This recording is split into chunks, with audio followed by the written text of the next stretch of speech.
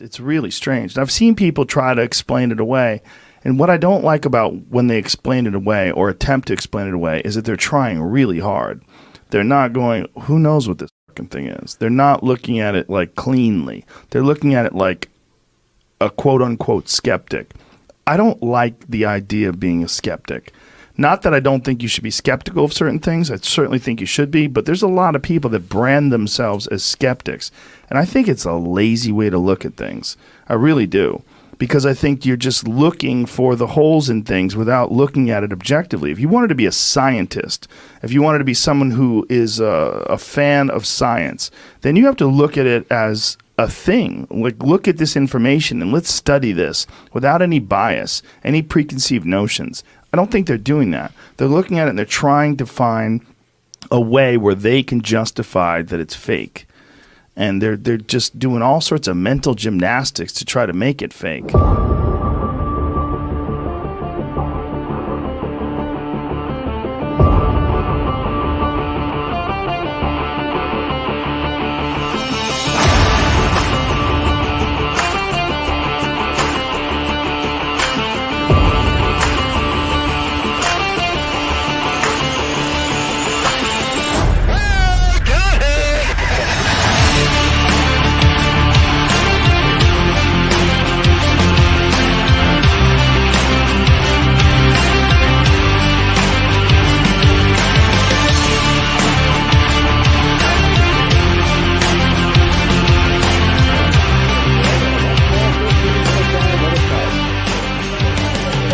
5 grand. He says the road cost. Jon Stewart.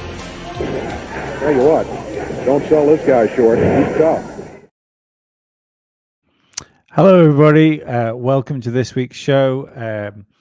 Before we start, I'd like you to go and like it, do the subscribe thing, subscribe to the channel. Those links to get to our Patreon, all that sort of stuff, in the description. Without further ado, my co-host Dave and our very special guest, Jon Stewart. Thank you for coming on the show, my friend. Thank you for having me. Appreciate it. A little hoarse from doing a lot of interviews this weekend, so I ask you and your listeners and viewers to bear with me. No, it's no problem.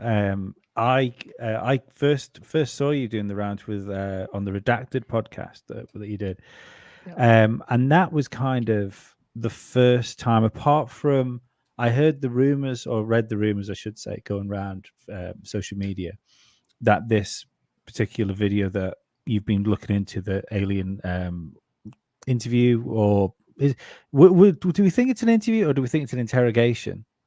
It's it's first of all, it's a thought projection, whatever you want to call it. It was not telepathy; it was thought projection, and I'll explain that later in the show.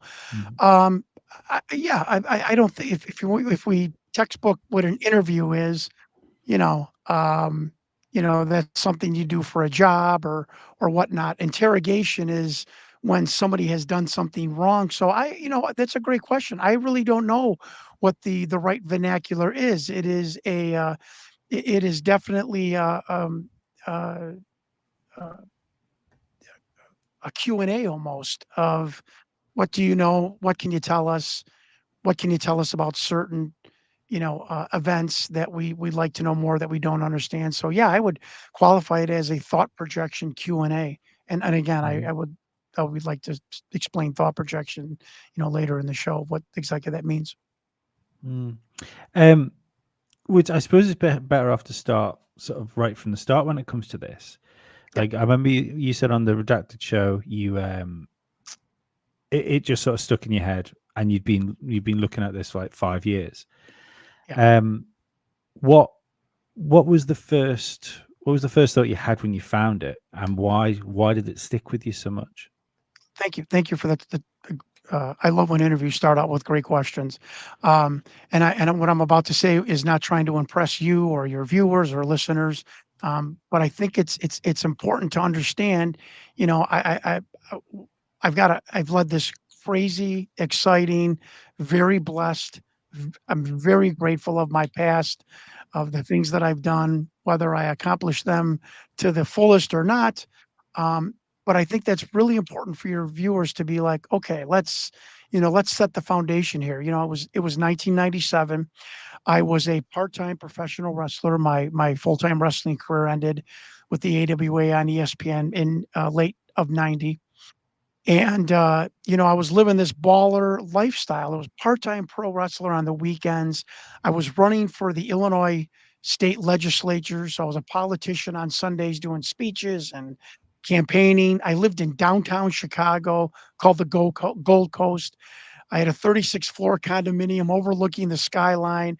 I had a boat on Lake Michigan, and I was driving like an 8-year-old black Porsche. And I'm not impressing people. I'm saying, well, that is not the makeup in the usual life of a UFO person, right? I Mhm. mean, people think of us as, living in our mom's basements and stuff, which is inaccurate also. But I was always involved and interested in the paranormal and conspiracies, and of course, UFO. We have a family summer home for 70 years in the Upper Peninsula of Michigan, which is way up north in the United States, and so we would see aurora borealises and satellites and weird stuff in the skies because there was no city lights. So UFO and aliens and stuff like that always interested me. So I sit down on my couch and I'm ready to watch the Alien Interview. I was tipped off by a friend of mine, and I'm thinking, Alien Interview, what is this documentary gonna be? It was on the UPN network, not Fox. I got that wrong in the beginning. I always thought it was on Fox. So you know, one of the things about that I'd like to tell your viewers is I correct myself. I tell you when I'm wrong and was wrong. I fact check myself. I continue to always go over my notes. So that's one thing I want people to keep in mind. So I thought it was always on Fox. It was on the UPN network on a program called Strange Universe, and they did a 1 hour special documentary for this. Okay, I'm moving ahead. And I'm thinking alien interview. This is going to be like a weird looking human at the Pentagon talking to a general, handing over a clipboard, for a job interview. It's the right hand of God. That's what I thought. And I vividly remember I had this green leather couch, and I don't know why I remember that. And my potato chips and my pop, and I'm ready to watch this 1 hour cool documentary. And 30 minutes into it, you know, um, this whistleblower Victor is talking more intelligently and scientifically than anyone I have ever heard in my life, let alone a Hollywood actor or a paid narrator or whatnot. I'm a human bullshit meter. I've been in pro wrestling, politics, the automobile industry, the stock market, real estate. I mean, and I live in Chicago. You know, so I am a human bullshit meter, and you can't take that away. And I'm listening to this Victor with his vernacular and his voice and his stress value of his speech. And I'm like, there is no way a actor hired in 1996 this came out in 97. There's no way a screenwriter could write, based on our conceptual framework, or putting calculus in the grunts and screeches of a monkey, or using the word medically flagged. That's what vernacular grabbed me. When he said the creature started to flag, medically flag. So I am watching this interview start. It's a gray alien that's tan or bone color. It's got round eyes, not the almond eyes that we know in folklore and in UFO lore. It's sickly. The medics that come in to treat it aren't in biohazard containment suits. If I'm hoaxing this video and someone's paying me, I'm making sure that those 2 doctors are coming in the Contagion movie, pressure biohazard suits, right? I mean, and there are people in the foreshadow getting in the way of the camera, but not obscuring your view, like maybe we think of as maybe what happened at the alien autopsy, whether that Mhm. purposeful or not, but nobody obscured your view. It was a one take shot, just under 3 minutes, and this bizarre physiological monitor where the blip was not a white or a light green. It was a hazy whitish green, and the blip went up and down, not across the screen, and it stayed in place. And as the creature became more distressed, the blip started to beep or go up and down more. We can play it here as you're talking about. It might help.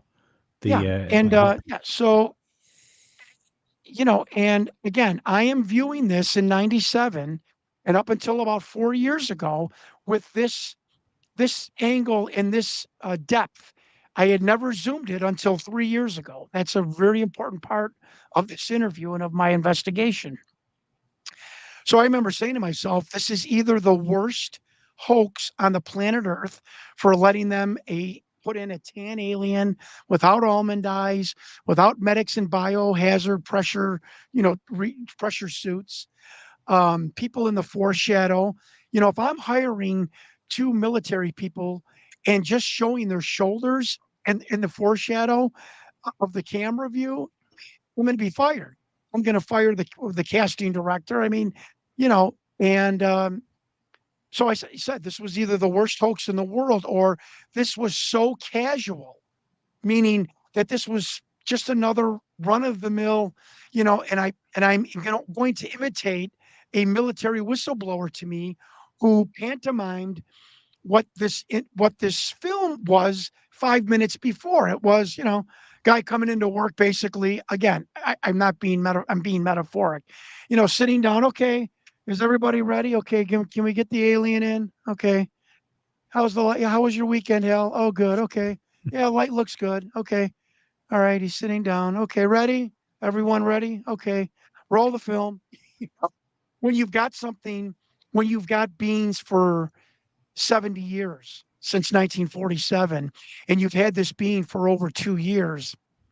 Is it really an event? People, that's something I would like to address when I stop talking if you don't have a question right away. Um, what I'd like to address is, the keyboard warriors. This is the greatest event in human history. Uh, Not 70 years later or 50 years later. This is 91. No, not the greatest moment in history. Um, Maybe at this present point, the greatest historical document in history because it's an actual extraterrestrial biological entity. Yeah, sure. But an event? No. That would have been years before Roswell when we had the first crash, I think in 39. So not that, this was just a run of the mill thought projection Q&A of an off planet being. Well, that's the thing, isn't it? If this is real, it obviously isn't the only time they've spoke to this creature. So you're gonna have maybe like, I don't know, how often would you do it? How often would you? Victor says they brought it in about once a month. And another whistleblower told me that there was a conga line. Conga, like, dun, dun, dun, like you're at a wedding behind somebody holding their hips. There was a conga line every time they brought a being in of three-letter alphabet agencies wanting to insert their questions. And they gave folks, I know this sounds bizarre, but would give each agency about 15 minutes, unless otherwise stated, okay, we'll give you 20, 25, because the interview sessions lasted an hour to 2 to 3 hours. And oftentimes, as we can see, the creature was either ill or distressed was not very responsive. And so this was at the end of this interview period where the Department of Naval Intelligence was inserting its questions about an object in the Indian Ocean. And to make you sick to your stomach, what have been also informed is that after they rehabilitated this creature who had a respiratory attack and fluid coming out of his nose and mouth, after they stabilized him, it's the military. Of course, they continued the questioning because it's just an alien. What do we care? Mhm. And Victor comments about, they thought they were treating these beings, humanely, and calling the interview suite or ambassador suite, calling these beings ambassadors. That's a fact. That was the government's way of we're treating these beings humanely. But after his coughing fit, instead of taking him back to his containment area, let's ask him a few more questions because we got the brass here that want answers before they go back to Washington. And that fact disgusts me, Mm. really disgusts me. And I can understand why Victor was so disgusted when he looked at this film, this interview again for the documentary. It's kind of like brush. I'm not laughing at it, but I'm laughing because I'm too old to cry. And it's nervous laughter. It's like brush the bean off. Okay, ready? Okay, ask him some more questions before we take him away. A disgusting display by our government. Who I'm not, I'm not here to throw the government under the bus. A lot of people don't like that about me. I don't know what to tell you.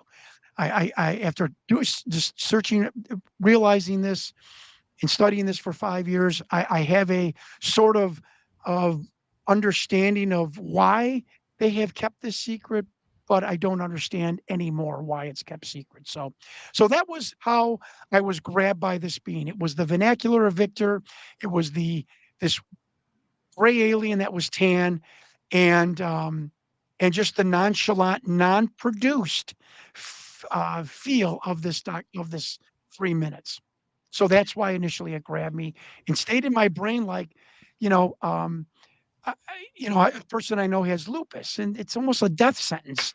And you're told about it in your teens, and you live for 30 years with knowing eventually it's going to get you.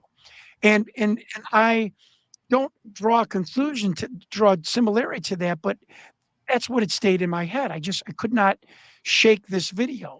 At times when I was driving or flying or alone, in all my miles of as a pro wrestler and stuff, and just couldn't shake it. And then came 1999, which I will get to unless you have any other questions at this point. No, I was just going to ask if that's what you're going to say at 1999. Is that when you started sort of researching it in earnest? No, and let me clear something up. I've told people I've been researching, 20 years, 15 years. Well, if researching or questioning is the start of it, then it started in 99. When I ran for Congress, I just got still married to my beautiful wife of 23 years now. Can you imagine awesome. being married to me for 20? Congratulations. Yeah, that's great. Thank you. She's a great lady. And she's owed a lot of credit to this, putting up with me. And when I have told people this has strained my marriage, some keyboard warriors, this marriage is over. No. But when you're watching UFO documentaries until 4 a.m. for 5 years and your wife's trying to sleep because she works in the morning, that puts a stress on your marriage. But I'm here to tell the keyboard warriors and the skeptics, my marriage has never been better. So I can't believe that I actually had to defend my marriage. But so I'm running for Congress, and I drop out to endorse a man who became the congressman and a United States Senator, Mark Stephen Kirk. We are on a bus tour promoting his campaign at the end of the primary cycle, and in comes a senator, which I'm told now do not mention his name because I've gotten too much heat. Former Navy guy, he's deceased now. I took a picture with him. It's in my man cave. And after we took a picture, before we got back on the tour bus, I looked at him. I said, Senator, do you know what the DNI is? And that's on the bottom of this film, DNI, Delta November Igloo. And we know, because from what Victor said, it's the Department of Naval Intelligence. It was digital overlay graphics on this film. I said, do you know what the Department of Naval Intelligence is? And this jovial, happy-go-lucky senator, guys, his face turned aggressive, his eyes like black. And he looked at me, he goes, you don't need to know anything about that. And he stormed and walked off and didn't talk to me for the rest of the day on the bus tour. And I do wrap-ups, if you will allow me. So I have a gray alien, hoaxed video of a gray alien that's tan, round eyes that are almond, a physiological monitor that I've never seen before in my entire life. I have listened to one of the most intelligent people I have ever heard speak, Victor, in my life. And on this hoaxed video, the 3 letters has just pissed off a United States senator. And I remember standing there it was a school gym, asking myself, what the F is going on with this videos? Like, seriously, trying to be dramatic, but I'm telling you, it was like a movie scene. It's like the end of the first chapter in a Tom Hanks movie. wait, wait. I thought that video was hoaxed. Why did I just get, bawled out basically by a United States senator? It's 3 letters on the bottom of a hoaxed video. So that really cemented my my curiosity and wanting to know the truth of this video. But you start living life, My wife and I have kids. I'm also raising my wife's son, who's my stepson. He was 8 years old, and I'm wrestling. I'm running for Congress. I'm running our family automobile dealership. This is now to the background. And it was the start of COVID, which is the first time I really had time off, which wasn't due to injury for wrestling or vacation. And I sat in my car one time. I got home about 4 hours early. And I'm not saying I was visited or I heard voices. It was just, like that alpha male conscious, subconscious saying, that film's been bothering you for the past couple of weeks. Why don't you figure something out about it? And I'll stop here. I'll stop in a few minutes here. So I'm not going to, so you can answer questions because No, go people for it. talk, they have a motor mouth. And so I said, let me figure out the monitor, right? It was an actual piece of equipment. Was it fake? Was it hoaxed? Is it some high-tech monitor that whatever? I'm going to figure it out. And I'm going to prove either it's a hoax or that monitor was real or something that we still don't understand. Again, going at this video with an open mind. Very important for you and your listeners and viewers.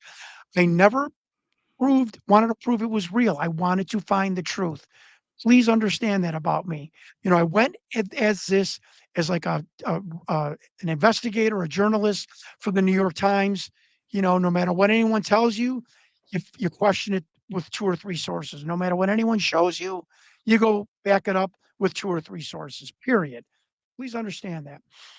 So I find 3 PhD fellows that are doing their thesis on physiological monitors, right? I mean, could you not go to a better place? 3 PhD candidates in Sweden. They did the study of physiological monitors from like the early 1900s for rudimentary, heart monitors or whatnot Hmm. till present day. I send him the film. I don't send him the alien. I send him a close up of the monitor. The 3 experts write me back. I'm sitting in my car. Write me back in an hour. Still have the emails because the government didn't take my sent emails. So that's another thing I'll get to. And they said, Mr. Stewart, we have no idea what this monitor is, but you're the PhD experts. And they're like, we don't know what that is. We've never seen a monitor where the blip goes up and down. There's a technical name for the blip. I have COVID and pro wrestler brain, excuse me, where the blip goes up and down and stays stationary. We've never seen that. Oh, now I'm trying to be a New York Times reporter. Okay, I'm not going to stop there, right? Now I call in my car Space Labs and Hewlett Packard, the 2 companies that built physiological monitors in the 80s and 90s. Space Lab did it for NASA. Hewlett Packard did it commercially and for retail also. Like if you wanted to go into like a store, if you had a doctor's office or something like that, and commercially for hospitals and whatnot. I call up Space Labs. I ask for the physiological engineering department. They give me them. These are the people that did this for NASA. I talked to an older gentleman. Same thing with the PhD fellows. I mean, folks, just let's forget the video. Listen to my stories here. Forget the video. Listen to what I'm telling you, what these people are telling me.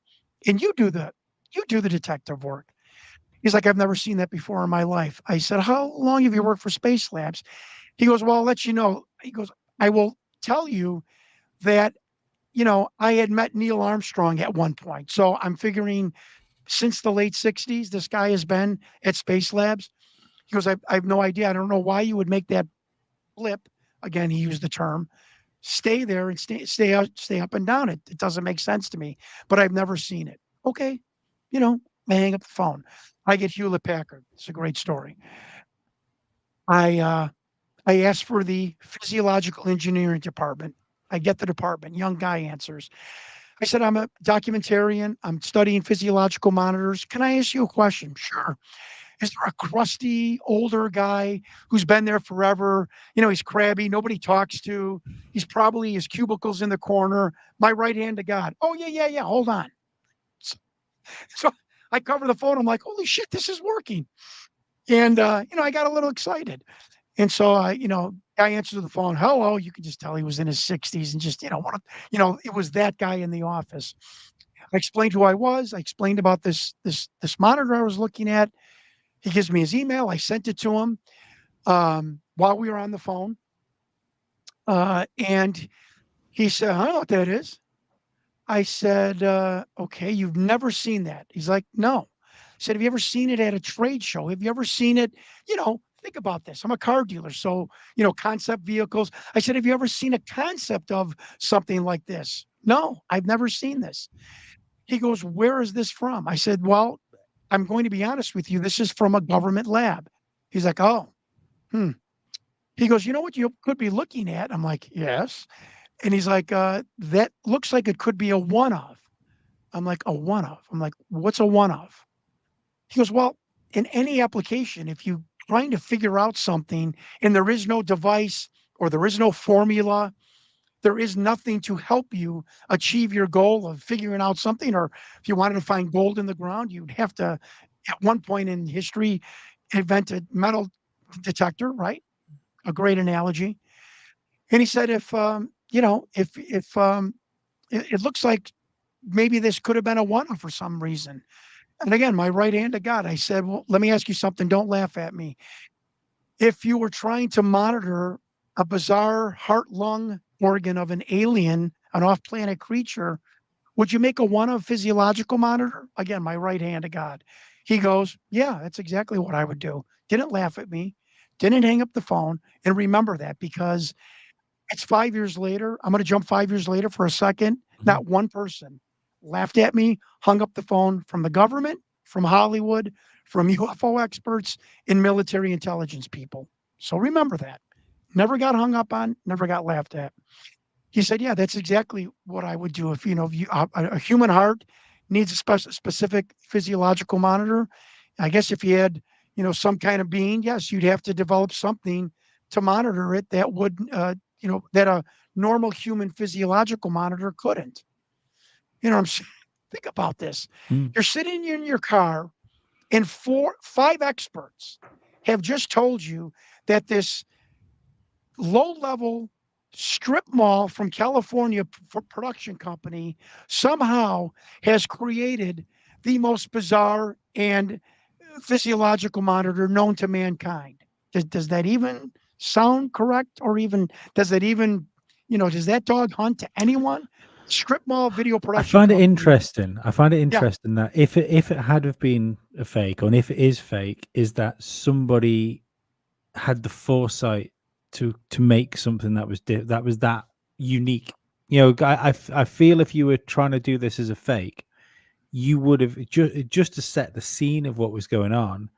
You would have a traditional heart monitor, so the people that you're trying to convince that this is a real film would have something that they can recognize, going, oh, well, that's in distress, because I've seen that in hospitals. Right. Well, let me devil's advocate myself. And I hope this is the first or the second step where reviewers go, oh, you know what?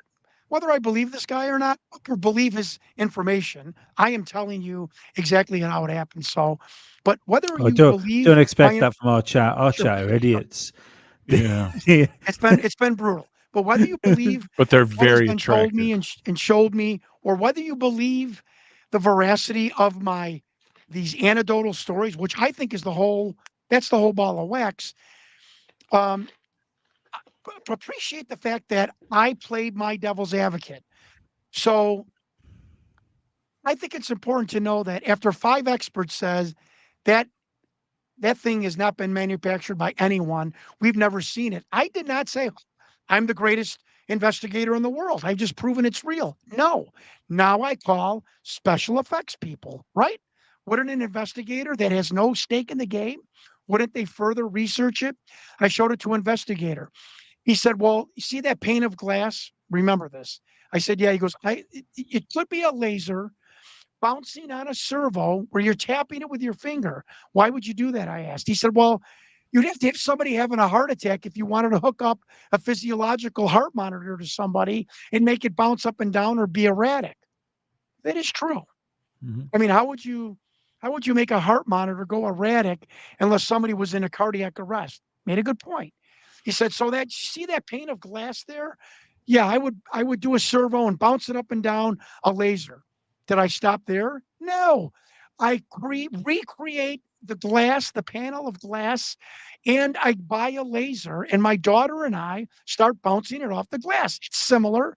It's not exact by any means. It's certainly not this vibrant yellow green, and it is showing in the back of the wall. So now, I'm not jumping forward. Now, one more layer of the physiological monitor. I send this to the guy that National Geographic, pretty pretty reliable company, hired to do the Patterson Gimlin Bigfoot film to take it apart piece by piece. I only had enough money for a cursory examination. I will get to his final summation at some point, but one thing he found, he was able to highlight the monitor, and it was, to my shock, not a piece of glass. It was an actual box. It wasn't. If you see the video, it looks like it's on a. It looks like a sheet of glass. No, the monitor is behind that, tilted the other way. He shows the metal framework. You could tell this is a device, and on top of the metal framework, very important, is a little bullet protrusion, meaning the metal was bent around like a bullet casing. Now, my question is, if you're hoaxing this, why are you taking the time to mold the metal? You're obviously molding it to put it over something that is needed for this box. So, well, I was stunned. This was not a pane of glass. This was an actual device. You see that bleep, that it looks like it's on a pane of glass with brackets. No, Mhm. that bleep is behind that pane of glass on the box. And because the production company darkened the film, you can't see it. So this was a huge win. It took the special effects. So Um, there is lighter film out there because Mhm. I yes. So was let me get to that. Yeah. yeah. Go ahead. Oh no, it's just I said on the show last week. I seen a clip of this footage that had been enhanced and brightened up, and you could see more of the creature's body, and Yes. that really grabbed me. I like because I obviously you probably would have been looking at early 2000s when I saw this. You know, the sort of the Yeah. beginning YouTube days. I was really shocked because usually, you know, it's being a bit of a conspiracy theorist. You don't see things all the time that you haven't seen like over the years, like many times. And I hadn't seen any footage until maybe what 3 weeks ago. I came across this on TikTok. Yeah, one of the things that I do agree with the keyboard warriors is that, why is it so dark in the room? Okay, fair. When you're doing puppetry, you need darkness, or you need a shelf, Hmm. or blackness to hide the animatronics or the puppeteers.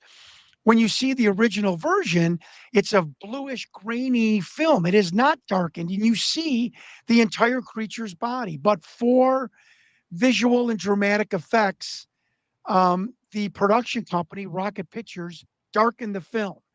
And they really did themselves a disservice by doing that. But I understand that by darkening it, it was, ooh, you get that ooh effect.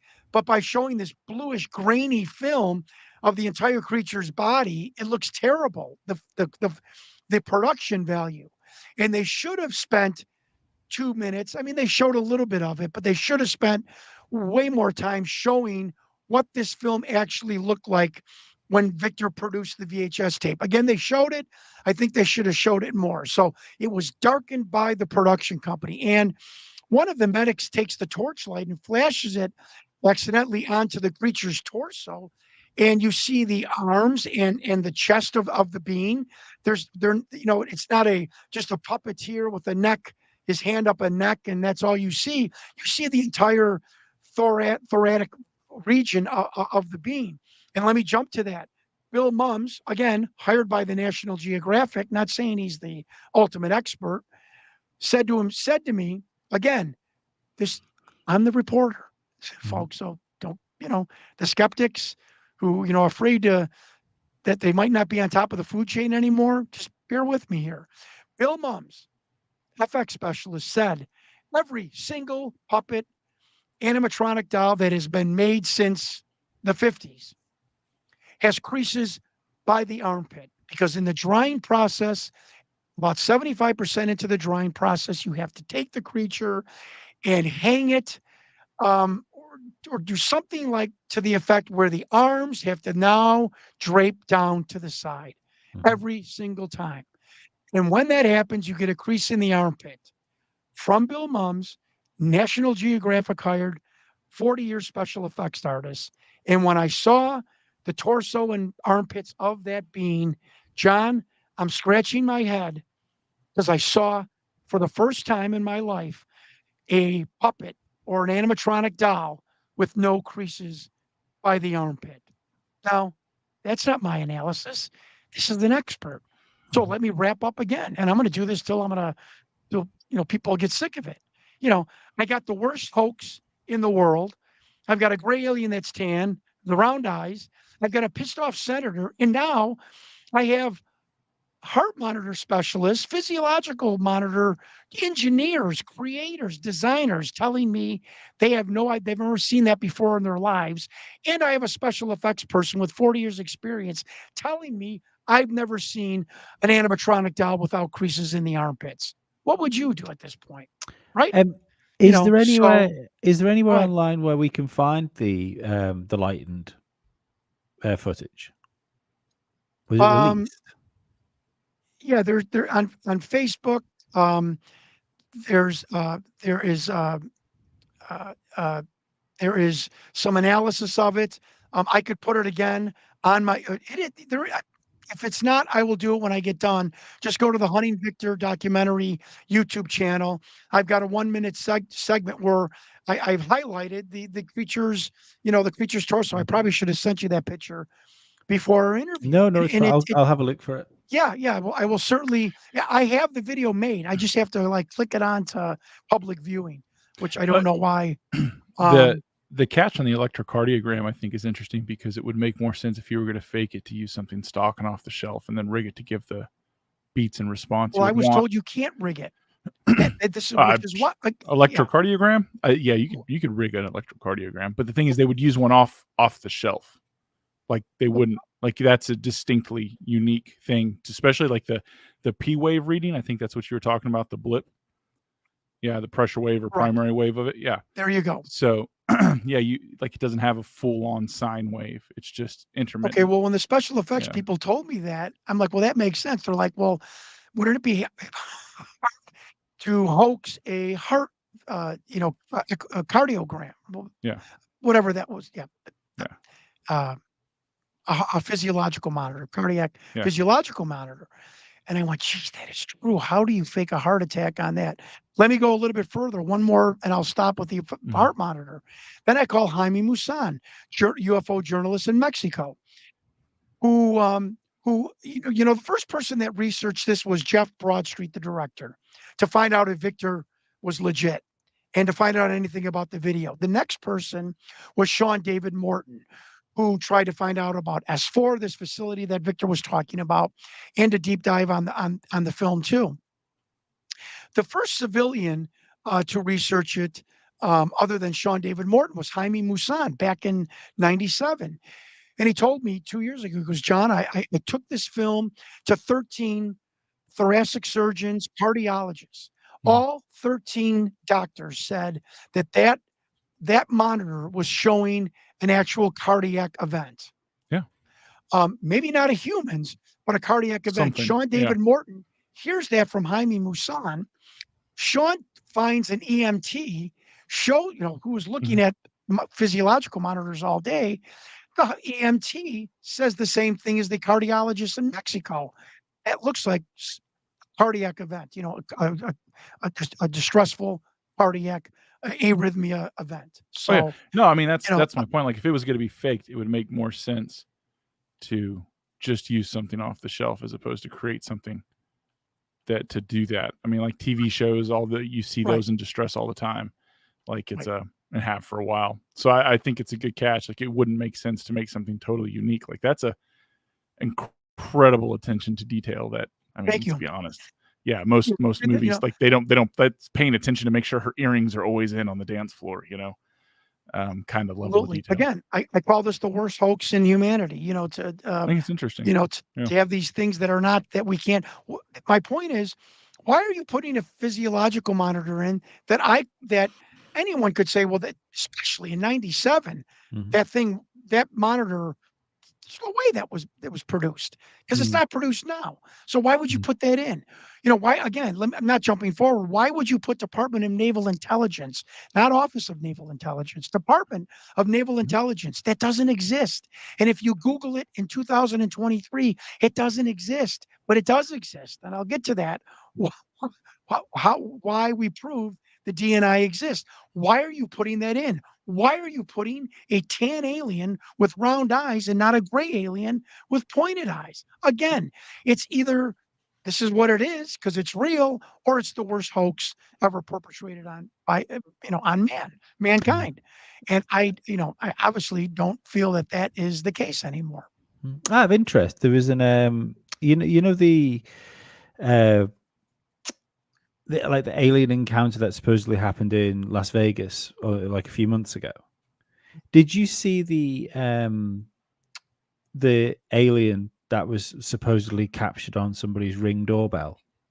Well, yes, and I saw and again, I don't know if it was CGI or not. I saw something sitting in like a front loader machinery. No, there was something else that Yeah, and came I'm not because saying there that's was like a real or really not. clear thing, Is and the it was Ring camera the one where the creature's got his arm stretched out? yeah, That one. this I saw that one too.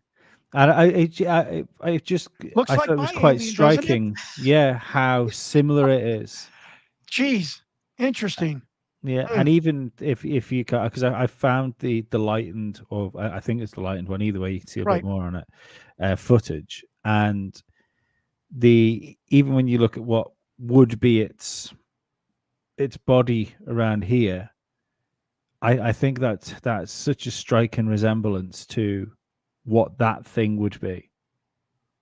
But who knows? Again, I just find it really really weird that this alien interview has reared its head, especially. Well, I know we're going to talk later about the fact it's being shown to Congress people, and then this picture comes from out of nowhere, Right.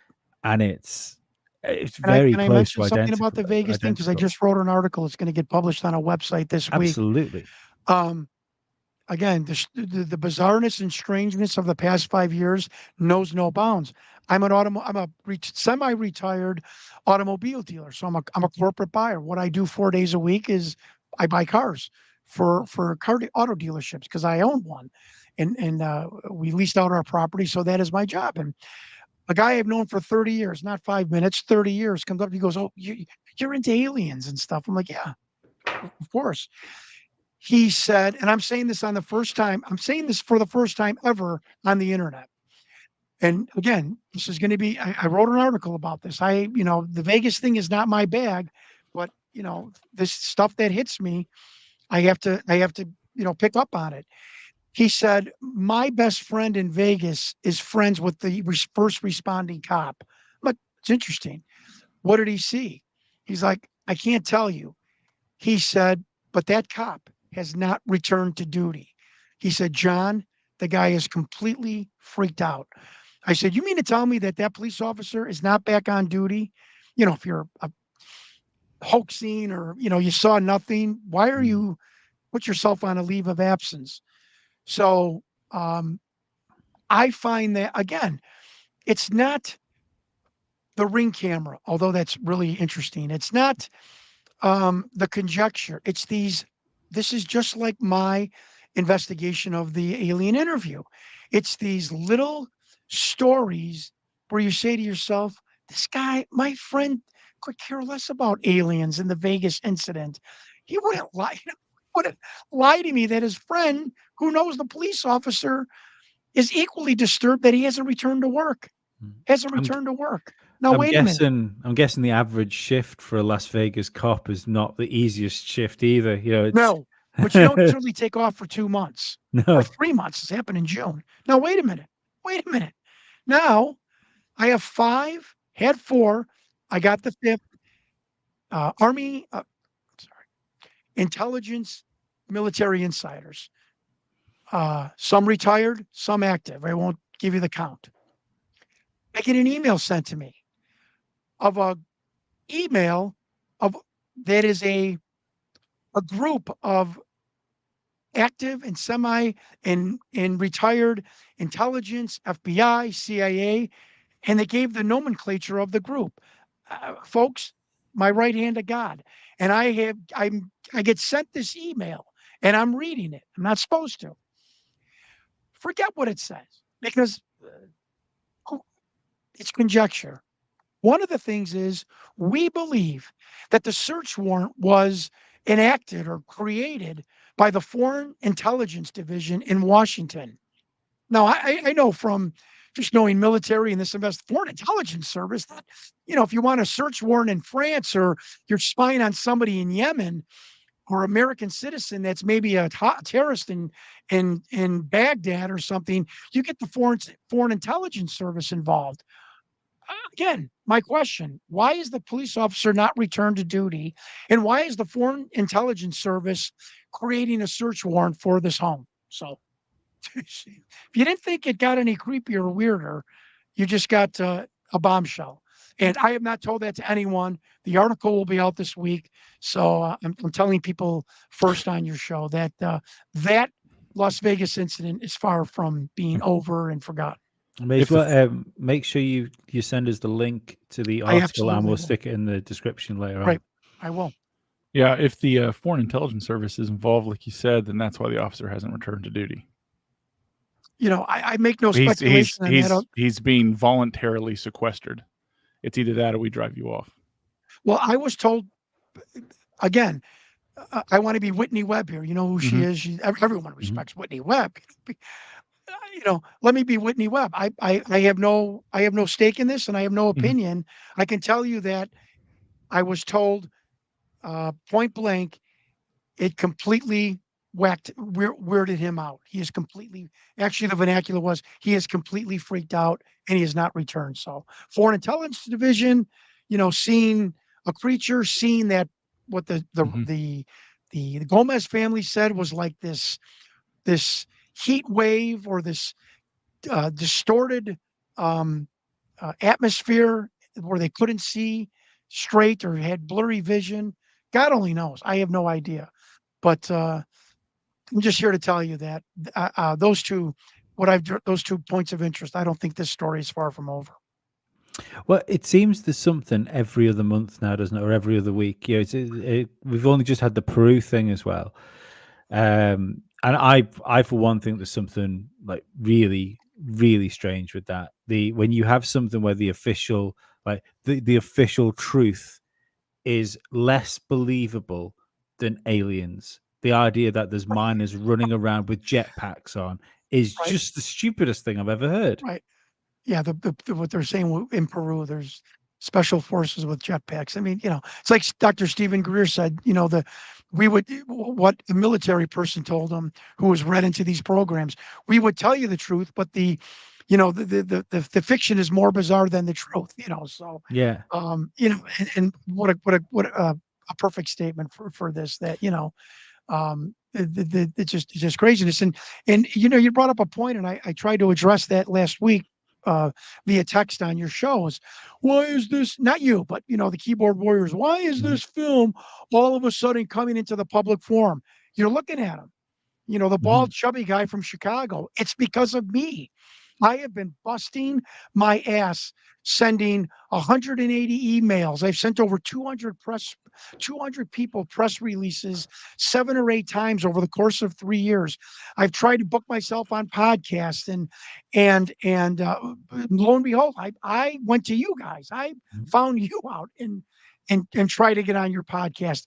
This alien interview is being brought into the public because of me. I'm not patting myself on the back. This isn't a government program. Okay, release Jon Stewart and release release the video. No, it's me. I've done it on my own. I've busted my ass to get this out to the public because the mainstream media has completely ignored this narrative. So if you're wondering why it's out now, it's because of me. If you're wondering why all of a sudden, since Lou Elizondo in 2017, I've heard many anecdotal stories. The one I like the best is the general pushing back the paper to the group that runs the alien program and says, I'm not signing that because I'm not going to jail. And when, the mob comes with the pitchforks and torches, metaphorically speaking, they ain't coming to my house and I'm not getting hung, speaking metaphorically, meaning I don't want to put my name on this. And we have found out that whenever there is or has been a major experiment with one of these beings for the past 30, 40 years, you actually have to get like some sort of legislation approved through the red tape and the hierarchy to allow, tissue extraction, to allow, an autopsy, so on and so forth. So, and that legislation, and I'm using probably terrible vernacular, but the order, the authorization has to be signed off. And again, I love this story. That general pushed it back and said, And that, I think, was what's the term? That was the first hammer drop. That was the first explosion in this whole disclosure thing. And I'm not jumping forward, but I've heard from 3 different people that there's 6 men, current and retired, from the Defense Intelligence Agency. The Defense Intelligence Agency runs the entire alien program called Majestic. The project to study all things alien, craft, reverse engineering, biological, and metallurgy. That is called Aquarius.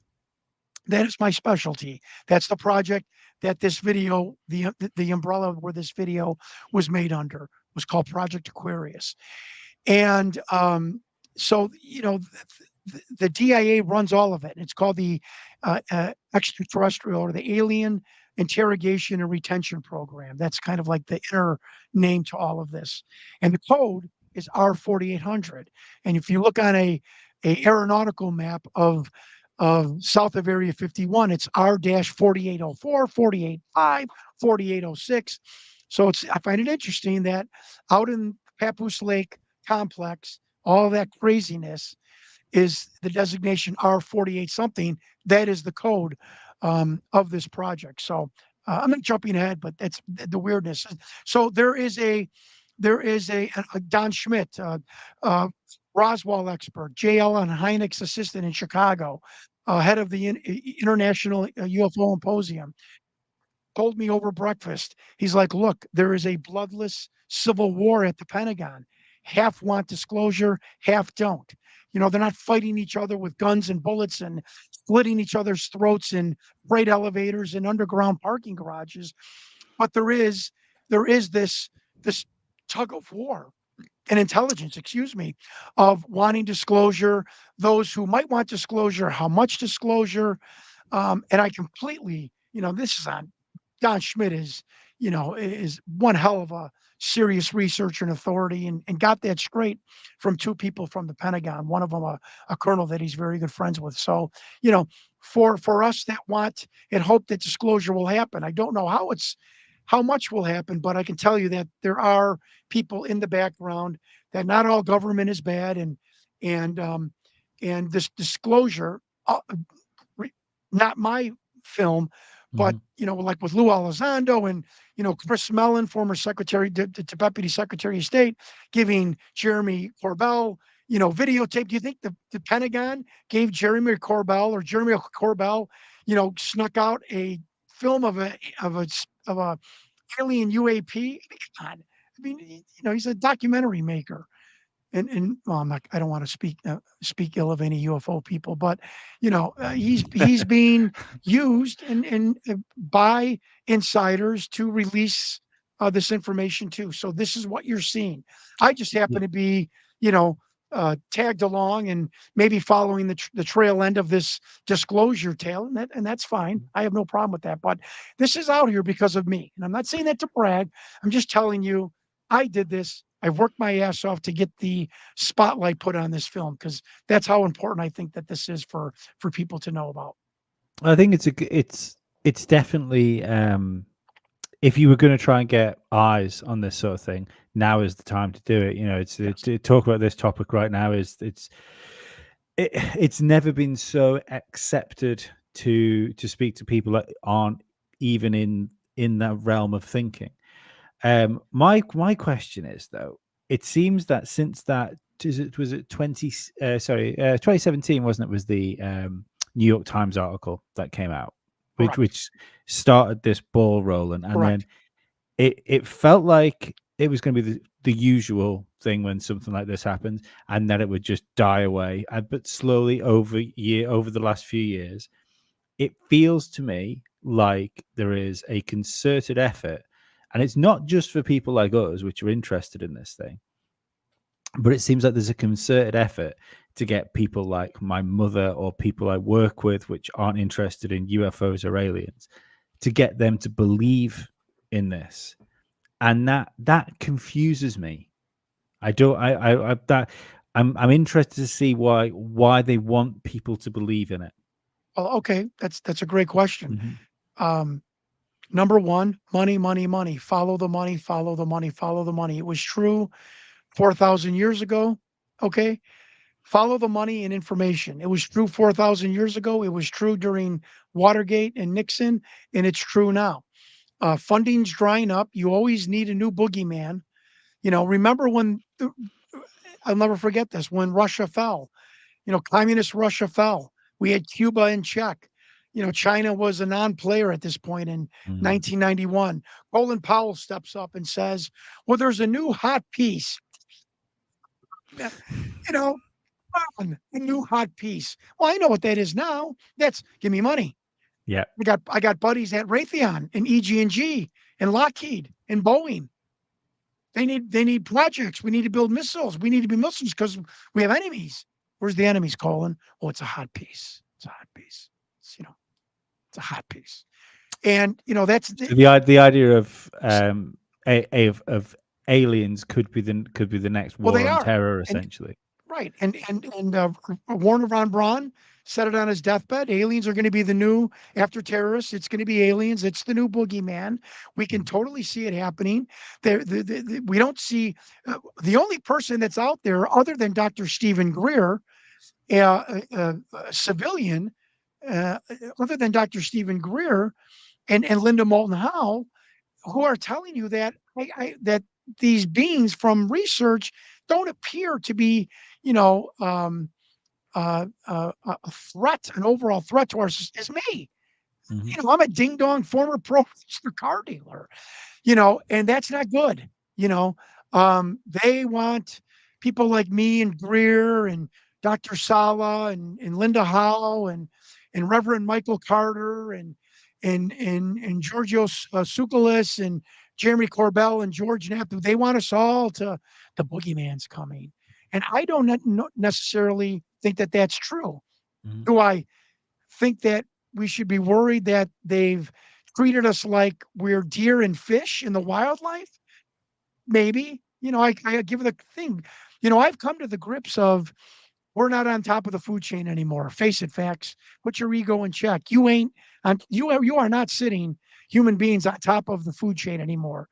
And some of the aliens are treating us like we're the deer and the fish and the wolves in the wild. We get tagged. We have semen extracted, blood extracted, ovaries extracted. They want to see us procreate. We take biological material back to labs and see if we can't help out the procreation of fish and wildlife. Sometimes the capture and tagging goes bad. Sometimes it goes well.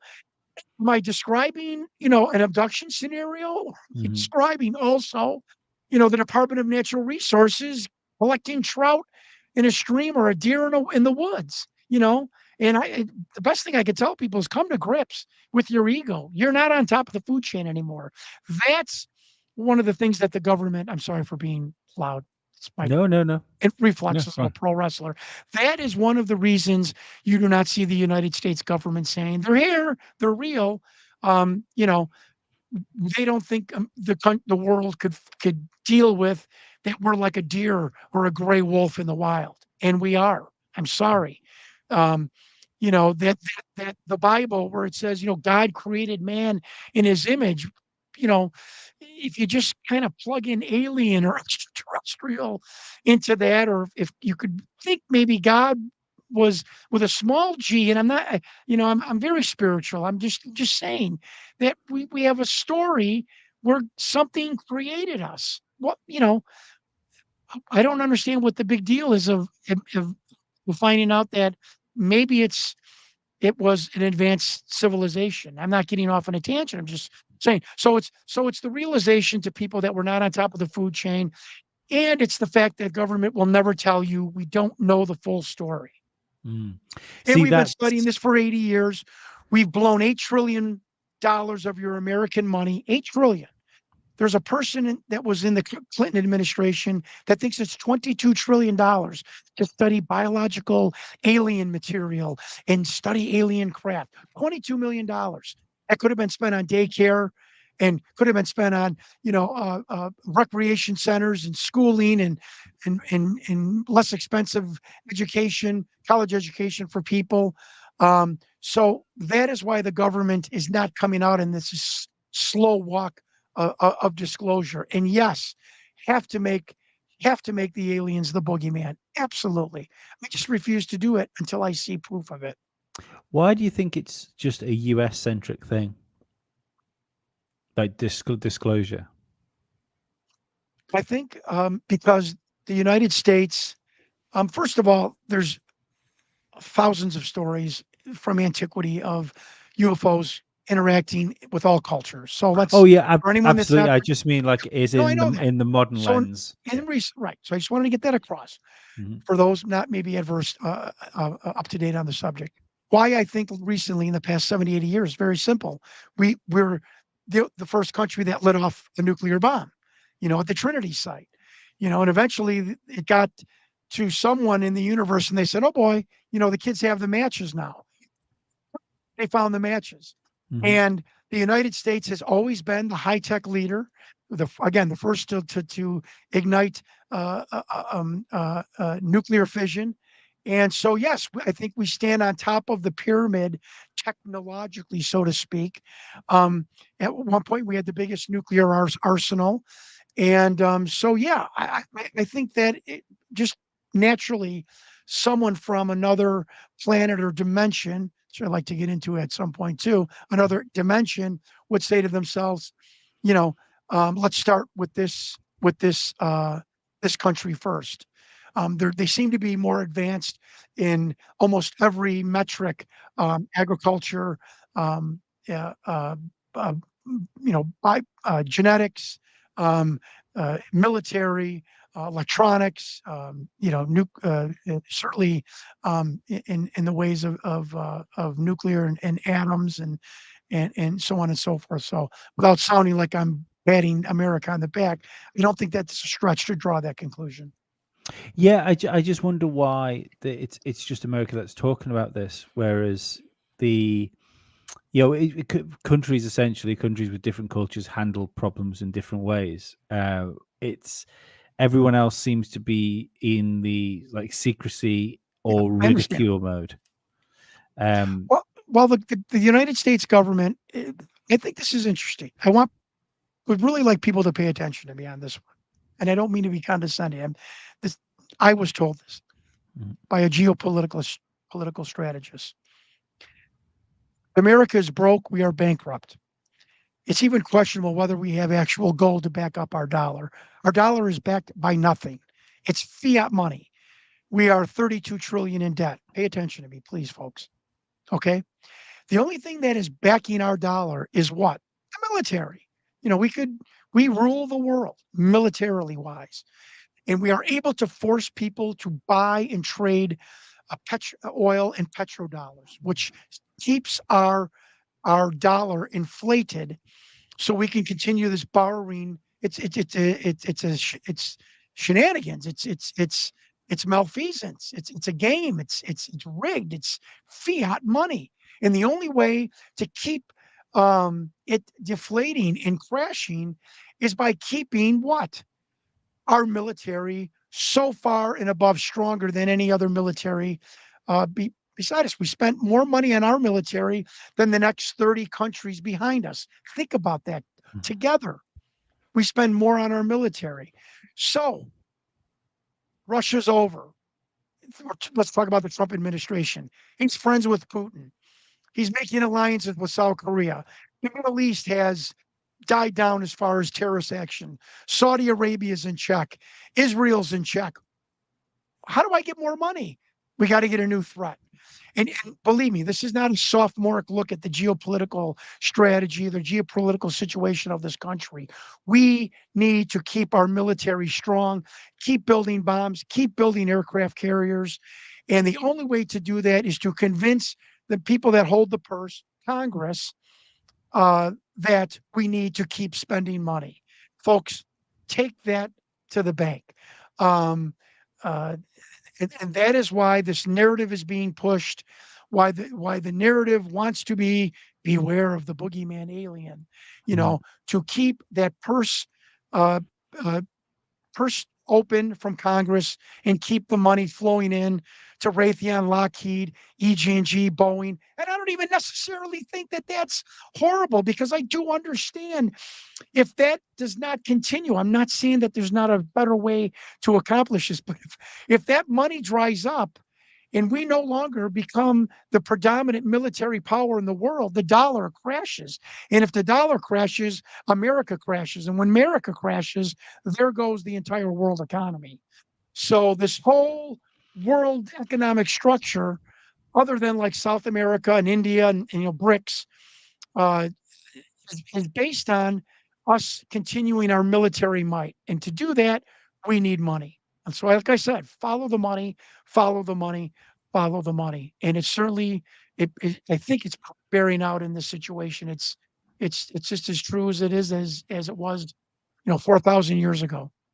I like that, because I mean I was chirp a lot on this show about the idea of some sort of like blue beam type scenario to, like you say, to make a boogeyman, and that's what I with no evidence to back it up with. That's why I wonder what happened in Peru, because I've been looking at things as in, if you were going to do blue beam, you would need like various different technologies to perpetrate something like that. Well, if it is perpetrated by by governments, I would. I'm going to choose my words really carefully right now. I'm going to get a lot of trouble because I've been told to dance around this subject. I'm not being melodramatic. You guys I feel like you're my friends. I'm not being melodramatic. Just let me choose my words here. But what if extraterrestrial races have the ability to see future events and see that maybe our planet isn't going in the right direction? What would you do? What would you do if you were an extraterrestrial and the world is kind of collapsing in on itself? Maybe we're going through this natural cycle of extreme climate, which has been happening for 400 million years, by the way, folks. So but we're obviously in that cycle. It's all weather. The weather is crazy. If you saw this as an extraterrestrial, what would you do?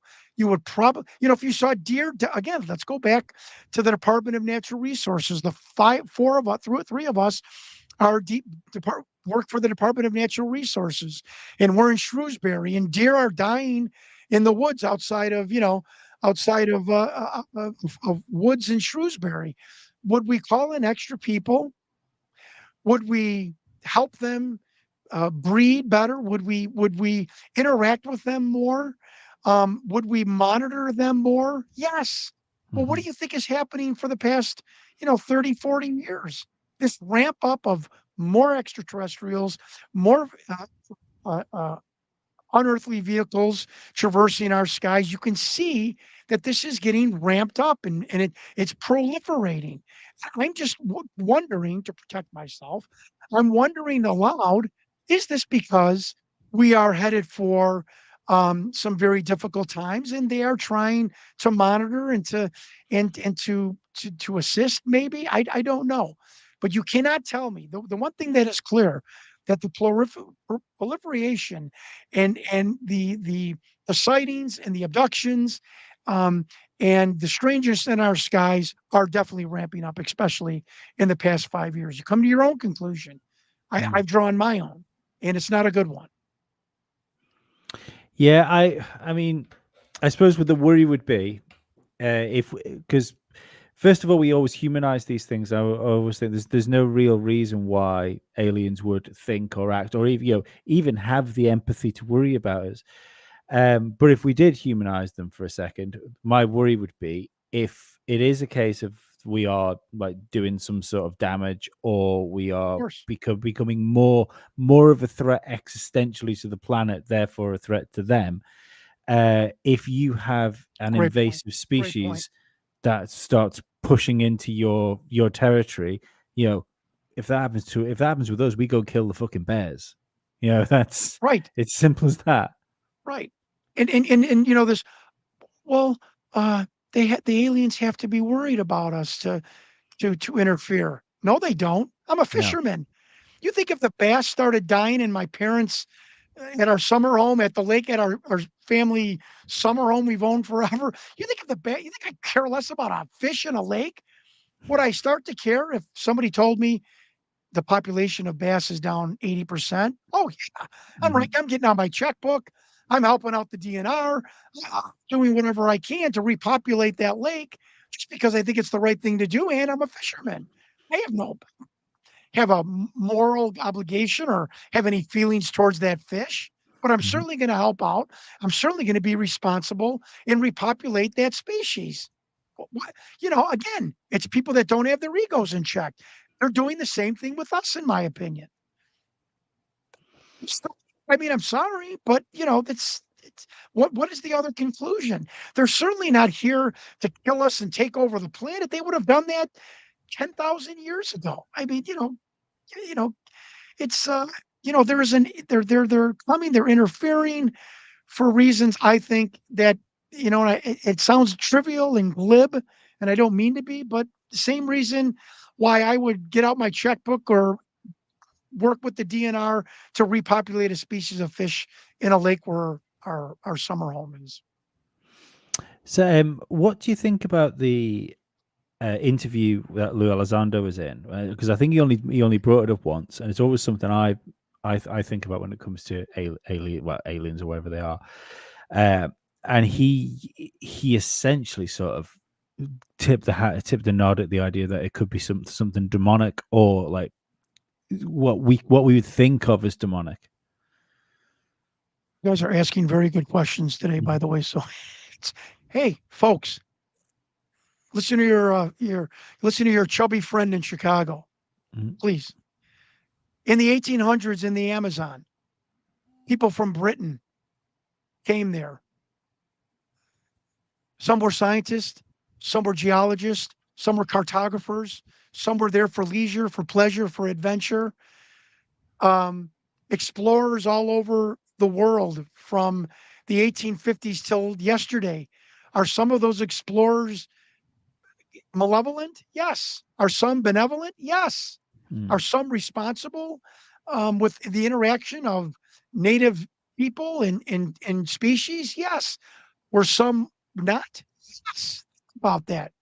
Think about this kind, archaeologists going to sub-Sahara Africa, spending 10 years there, not interfering too much with indigenous tribes and the environment. And then a big game hunter from Fort Lauderdale, Florida, coming in there with his gun, and he's killing a tiger and he's chopping off gorilla's hands, and we're taking tusks, and he's working with poachers. Okay. Why would what our experience as humans be any different than be any different than people in or other beings in the universe? I don't think that it is. Mhm. So my point is, you know, some beings uh, have a very, very callous, in my opinion, from based on history and from based on military insiders. Some beings are here to observe. Some are here for malevolent reasons. Some are here to repopulate their planet. Some came here, 60, 100,000 years ago to mine gold for their atmosphere, from what we were told by the Sumerians. Some are here to guide us, to try and interfere a little bit, to try and nudge history in the right direction. It's the entire gambit. And some beings are here that probably don't give a shit about the human race.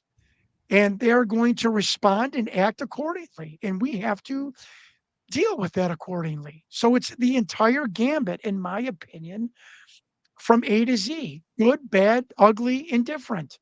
Again, get your ego in check. You're going to have to deal with this. And it might get scary and ugly at some point. And it might be something that is completely surreal when it's time to confront these beings. And we might be deceived, and we might be being deceived. But again, if they were here to kill us, they would have done it 5,000-10,000 years ago. And I think they are the decent ones, very worried about what contributions we are doing to this planet. I believe in George Carlin. We are 1/1,000,000th the size of the sun. We're like a block away from the sun galactically. This planet has been through solar storms, solar radiation, earthquakes, hurricanes, plate tectonics, tsunamis, volcanic disturbances that would defy belief, global floods, global ice ages. You're not going to save the planet with stopping the manufacturing of styrofoam cups. I'm here to tell you. But, do we have a responsibility? And if I was an alien being coming to Earth and seeing a river in India with all of that trash, I'd be sick.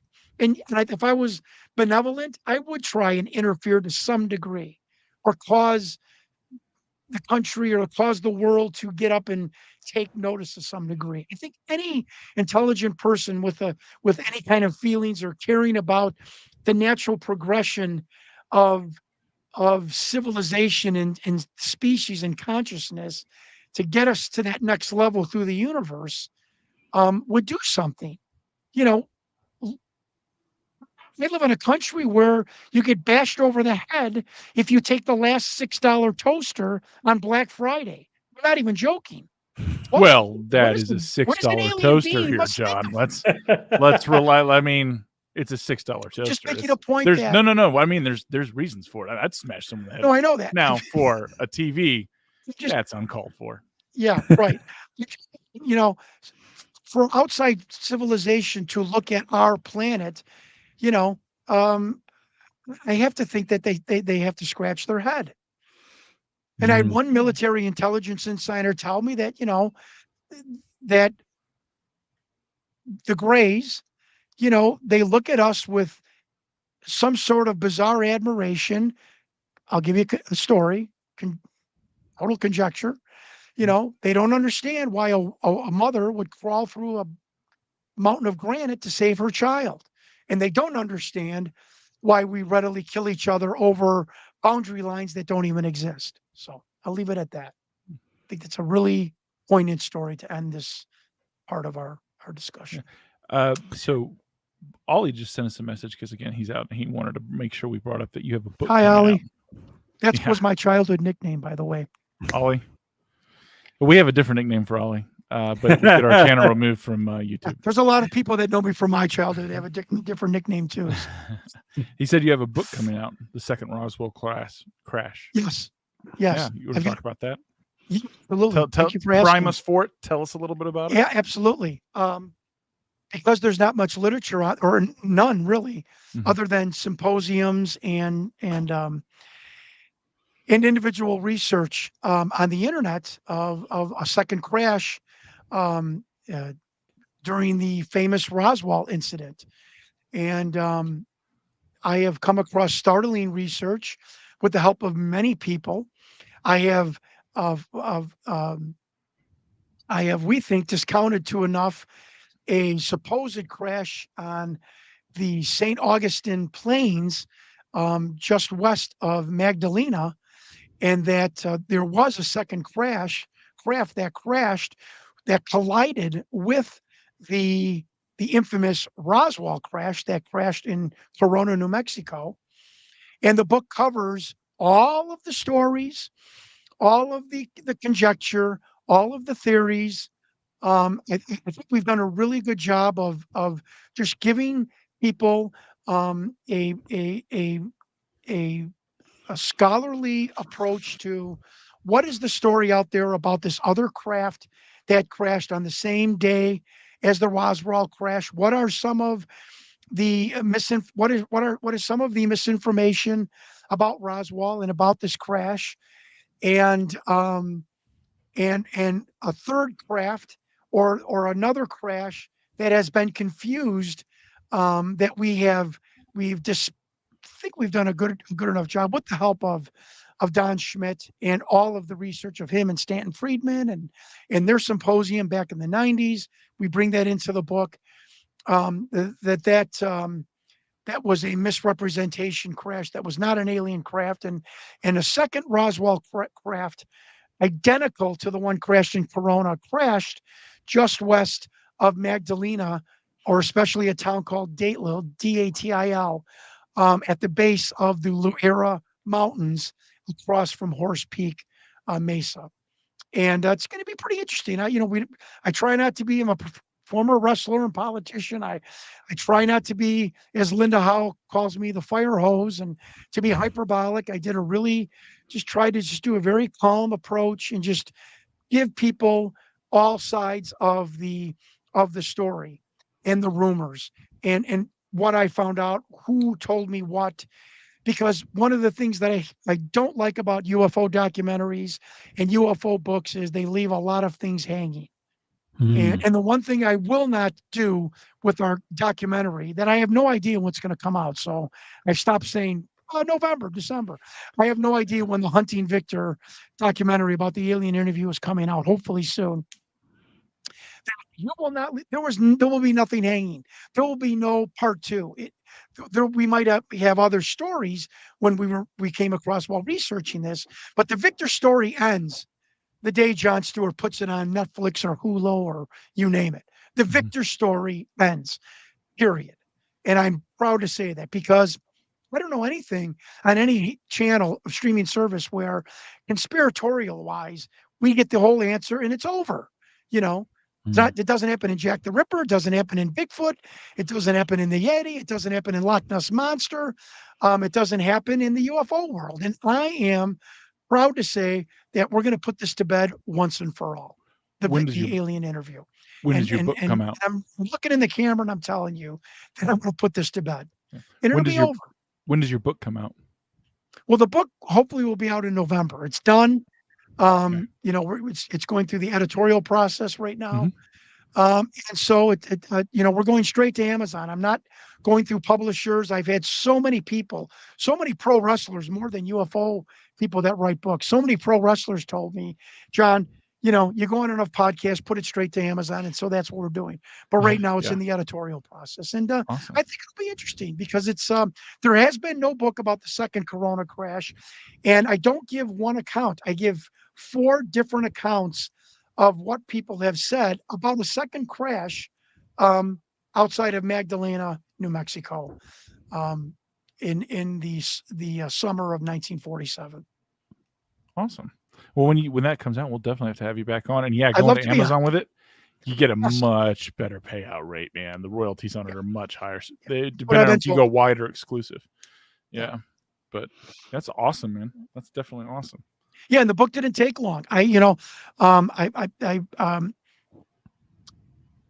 believe it or not, like, the Victor journey and investigation is kind of over. I mean, we've got Victor down to 2 people, and I purposely don't want to know which one they are. I want me to learn on camera, and it's not a setup. I think the people deserve to know, when they find out who Victor is when I should find out who Victor is. And we have it down to 2 people. So So it's really that investigation is over. I still call, I go on WebMD or there's a subscription service, you can pay $50, ask a doctor.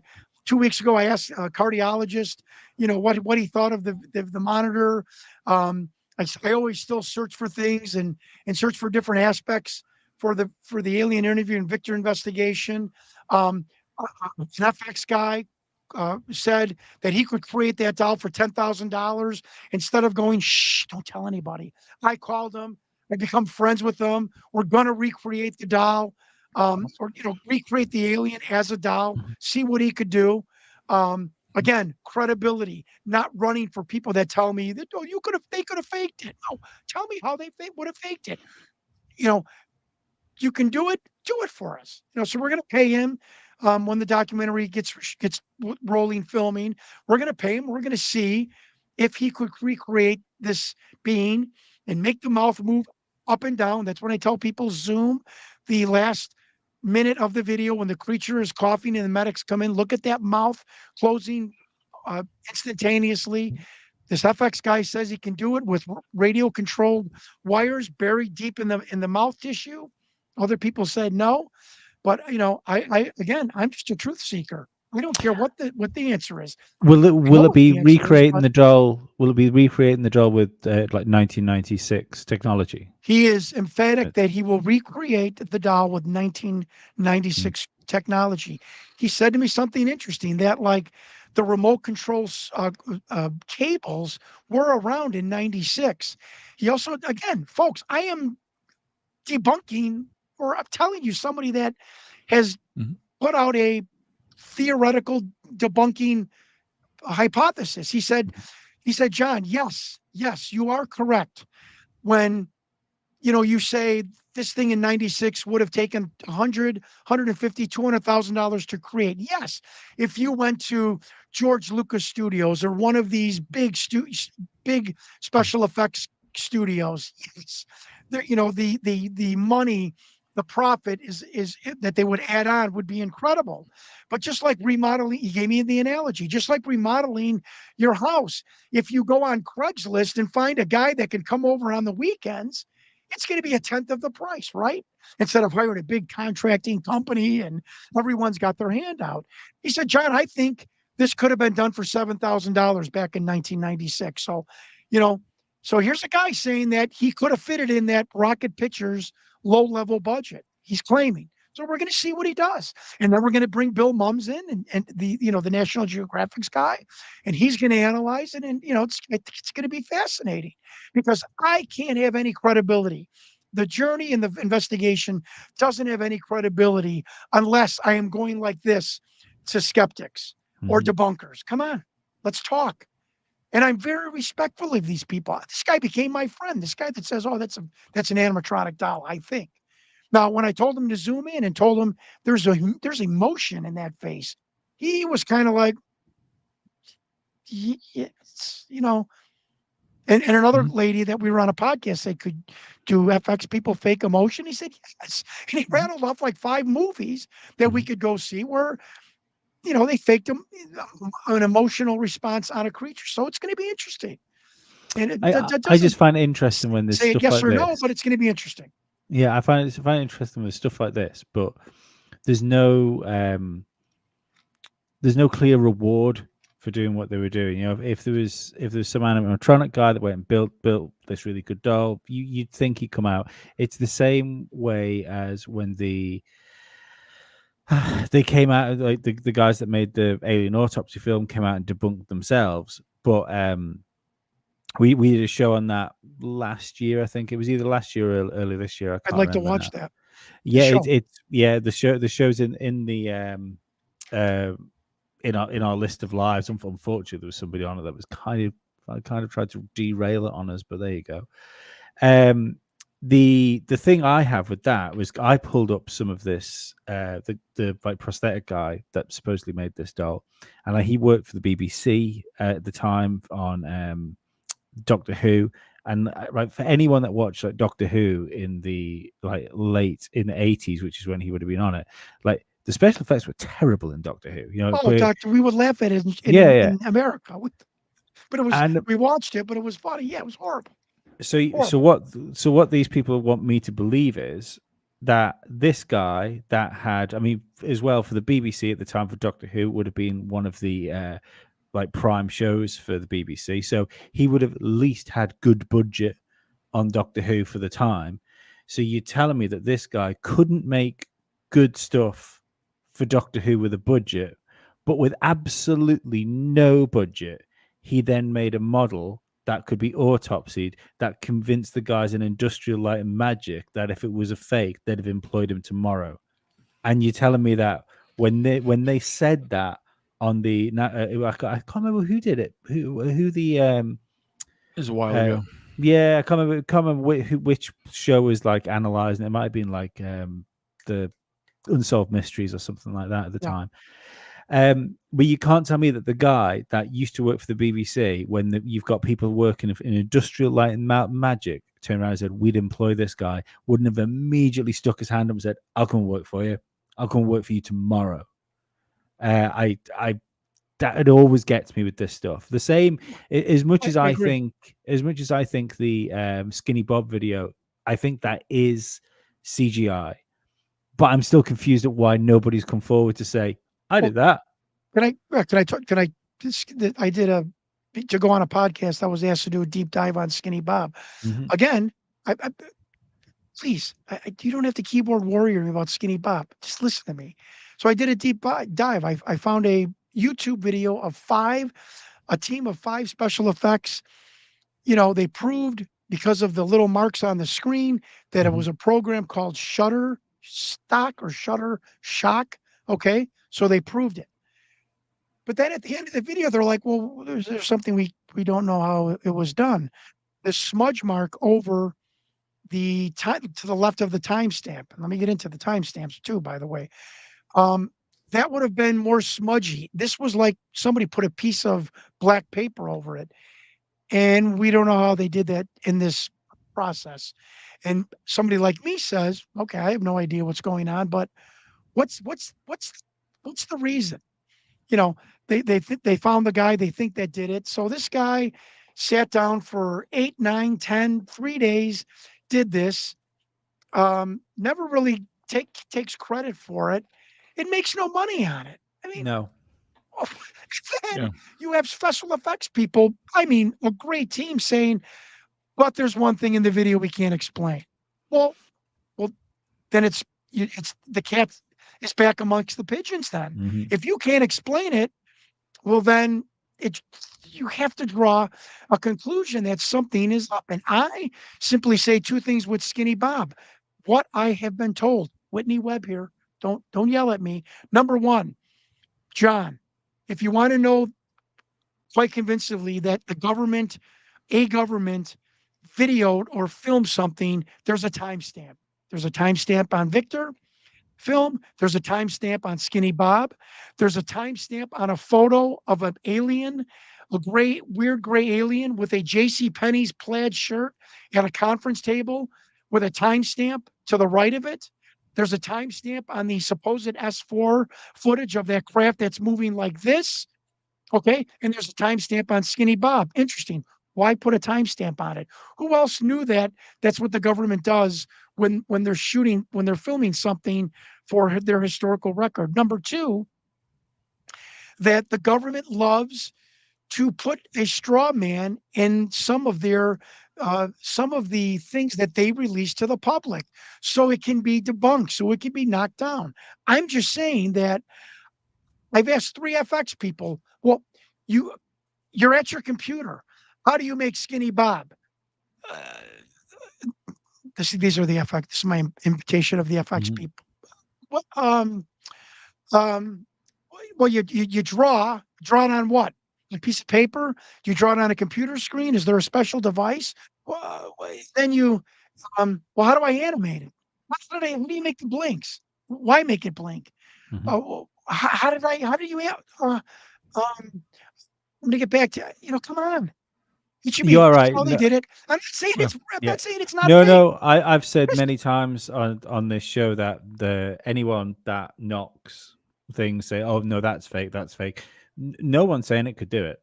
everyone that says something's a fake has not Right. got the skills to do it in most cases. On our team, investigators, former police officer, Chris Jackson, he's great. He takes the checkbook out of his breast pocket. He whipped it at about 5 different people over the past 4 years. Well, then do it. Make it. If the alien being and the alien interview is so goddamn easy, make one. And Yeah. when you ask an FX guy how Skinny Bob was made, and he ums you, if you ask me anything about pro wrestling, I give you an answer in a nanosecond. Mhm. Talk for an hour on anything pro wrestling because I'm an expert. So why can't experts tell me from A to Z how Skinny Bob was made? My last point is why. Okay, the greatest word I've had in 5 years with the alien interview, the alien phenomenon. Why? Why would you make Skinny Bob and invest all that time, not get paid, not really take full credit for it? Why? Mhm. I don't know. I'm not saying it's real. I don't know. But nobody can answer that. The beans walking on the tarmac, on the airport tarmac, the Yeah. 4 beans, they called it the vacation. I'm not saying it's real. Why would you do that? That means you got to go on a airport tarmac with little kids in costume. Has that ever been sold on a documentary? No. Why would you do that? Mhm. It is Answer me strange, that. like You like keyboard warrior me? the different Answer me that. cuts. Yeah, and Sorry, there's a I'm getting crash. excited. No. I think it's interesting. Like, if you were gonna do, like, if you're gonna do, because I've no idea whether Skinny Bob's real or not. Right, me I find neither. the only thing I find is that someone that plays a lot of computer games, I find the motion looks very computer gamey there. But again, that could be shutter speed. I find it different that the timestamp and is different to the film. I can't remember where it is. I did like a whole video on this that's on a different YouTube channel. I must put it on Musty Audio as well. There's various things about that, but the fact that you would go to the effort of making like the flying saucer one, then like you say the tarmac one, then there was another one where there's like a crash site on it in it, isn't there? Like a part of the Skinny Bob videos, like a crash site. Yeah. And how about the Roger Moore Russian crash site where the Russian soldiers go to a crash? I mean, at least they made money on that. At least there was some money made on the alien interview and the alien autopsy. Just talking about these videos that are put out on YouTube. No one makes any money, and no one's got a freaking answer to tell this car dealer how they did it. A to Z. Skinny Bob wasn't even monetized on YouTube, and that's Oh. crazy. He could have quietly made money from that. If Oh, you yeah, would have gave me that anonymously. footage, I'm sorry, I don't mean to interrupt. If you would No, have no, gave it's me that footage, whether it was real or not, I could have, because my interest would have been piqued. I could have sold that to Fox, Hulu, Netflix in a nanosecond. Mhm. One of the things I think is most interesting about the and you're definitely the guy to confirm this, the alien interview, wasn't that shown to Tim Burchett, Congressman? Yeah. Well, I gave him all the material. I flew to Washington on my own dime, prearranged a meeting, not a meeting, a prearranged me dropping off my materials to his office. He was on summer break, or he was back in Tennessee at the time. And his staff took my materials, and this was allegedly, because I wasn't sitting there. So, keyboard warriors, be calm. Allegedly, this was the video that was shown where a congressman could not bring the cup of water to his mouth to take a drink, and the other congressman sat there in stunned silence. It was the alien interview. But you This were is the what one I that was brought it told. to him. Yeah, Yeah, you were the one that and dropped I'm the it off. one that brought all those materials. And people are like, well, he brought his investigation. You know what I brought. Hell, does anyone in the world know what I handed to Tim Burchett? Okay. But I'll tell you what I handed Tim Burchett. It was the report that was sent to me of an internal investigation from the Defense Intelligence Agency about this film getting out of Area 51. And so that's what I sent. And that's what I handed over to Tim Burchett, along with the ability to watch this 2-minute, 56-second alien interview. And I'm very proud, again, walking my talk, getting on a plane, driving to Washington, D.C., handing it over, introducing myself. I'm going to send new packets out to Alexandria Ocasio Cortez, Congressman Mays. She, I believe, I through back channels, wants to take a look at still photos and in my report. I'm a little upset and disappointed with Congressman Burchett when David Grush says that people have been murdered to keep this secret, silent, and I don't get a reply, official reply from Congressman Burchett's office. They did reply to an email of a follow up. So I was a little disappointed in that, but I do fully believe that once they get through all of the government whistleblowers, that I will be called to testify to Congress. I'm just going to simply testify about this report that I was handed to, not my stories and not all my interesting travels to Havana and to London in the Southwest, United States to research this documentary. And I want to say one more thing, because my credibility is all I can stand on. I want people to know that I second guessed myself. And if I didn't second guess myself in one particular instance, because talking about this DIA report, that was sent to me by a person that I called the chairman, said that a man named Joseph Yeager, a DIA employee, helped sell this film to a third party. And we believe that Joseph Yeager was Victor. Now, Joseph Yeager died in 2010. And it wasn't for me going back to that report, because once I saw that, I'm like, oh my God, I have Victor's name. It's Joseph Yeager. I went out and interviewed his ex-girlfriend. I put words in her mouth when, when instead of saying, I so excited that I have Victor. I told a researcher that yes, she said he's Victor when she said yes, he was involved in some film getting a film out of a government facility, which is all she said to me. So I got that wrong. If I did not question myself like a true investigator, I'm not patting myself on the back, letting people know. If I didn't question myself and then read the report that says we think this was Joseph Yeager, I never want to contact the director, Jeff Broadstreet, of the documentary, and through a means and a contract and a payment for him to tell me Joseph Yeager is not the person that was in front of me as Victor. I would have had it all wrong. So I want people to know that I'm not perfect. I got things wrong. I was over exuberant, like any person emotionally invested in this, and I shouldn't have let myself get emotionally invested in it. But if I I think didn't you have to, learn, though, if you put you have time to. into something. Yeah. You can't. I'm an Italian, maniac pro wrestler, and I'm passionate. People. That was another thing of the keys. I wanted to get that Joseph Yeager thing across. I was wrong. I misrepresented that woman's words, and I shouldn't have done that. And that never happened again. But thank God I questioned myself in that report, and it said we think. So I questioned the DIA, went to Broad Street, and found out that guy was part of the cabal. He was not Victor. But let me get to when people. I spent 5 years of my life with time away from my daughters. My college and high school age daughters. My wife. That I've been married for 23 years. Again, can you imagine? Every night the TV's on till 4 o'clock in the morning. You're hearing one UFO documentary after another, because that's how I gained information and little leads at times to supplement what these military people were telling me. Yes, I'm excited that it's over. I have accomplished something. I think I've proven the greatest historical document in human history with the help of people, not on my own.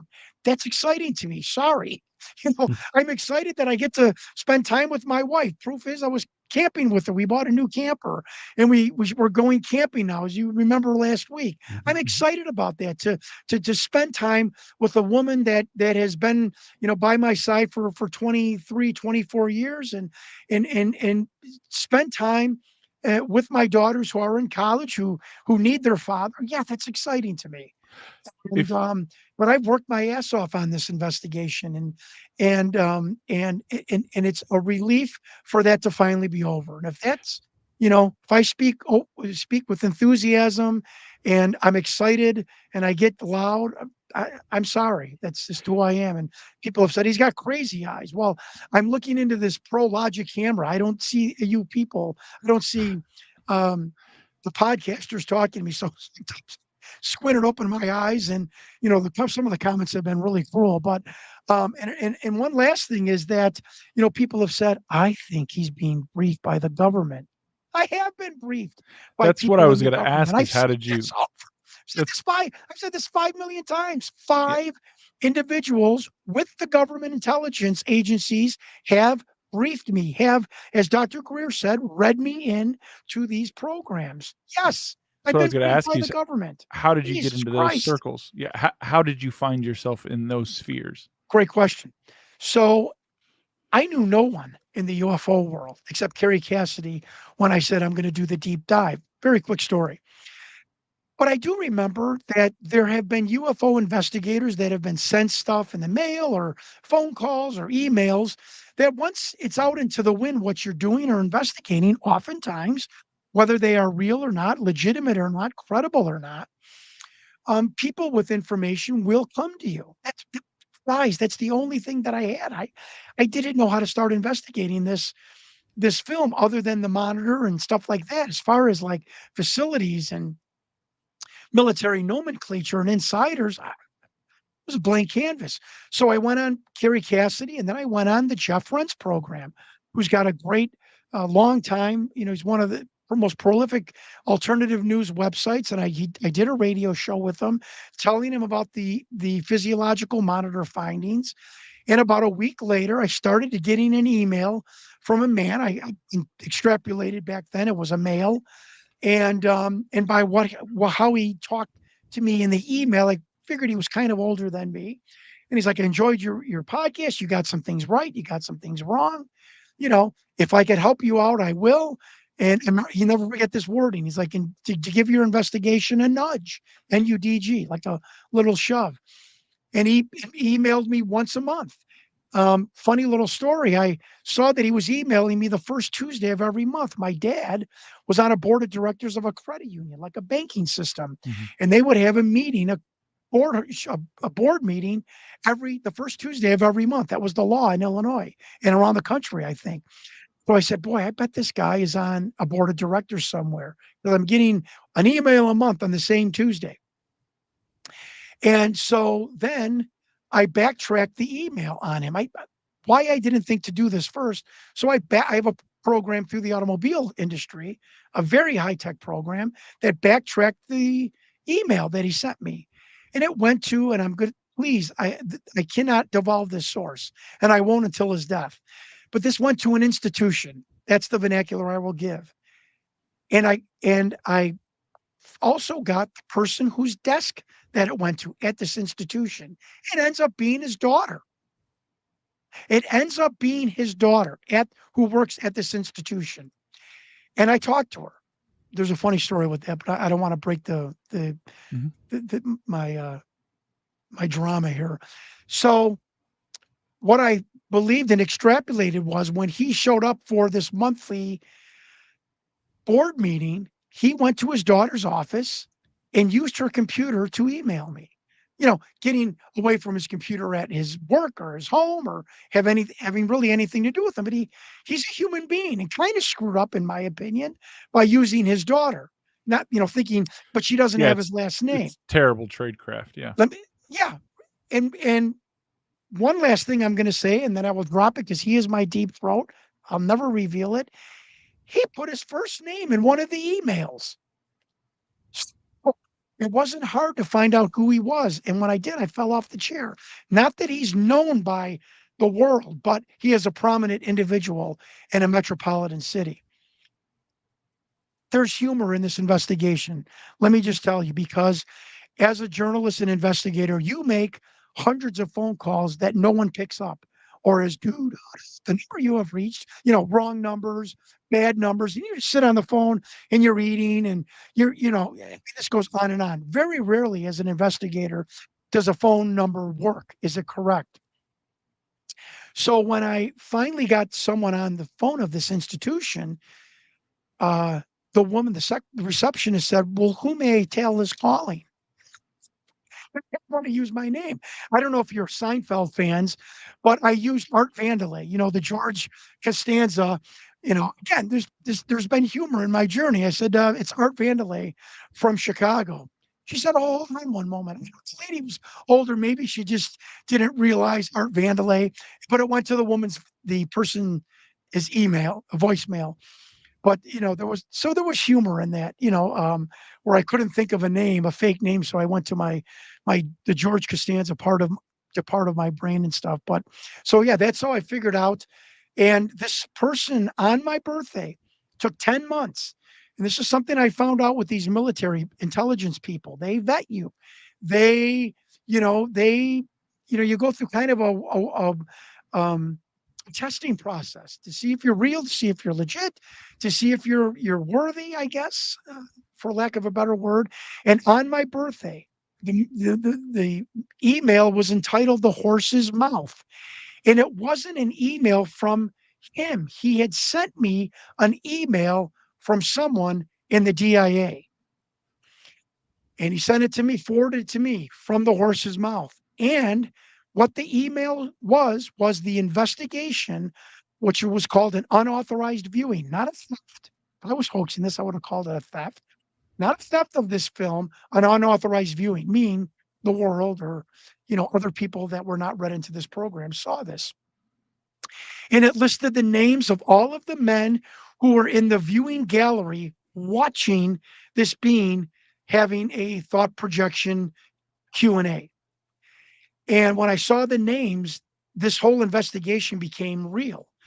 Number one, I knew no one on the list, but they were human beings, right? Up until now, this was like, it's like Indiana Jones, the Da Vinci Code. Then it was real.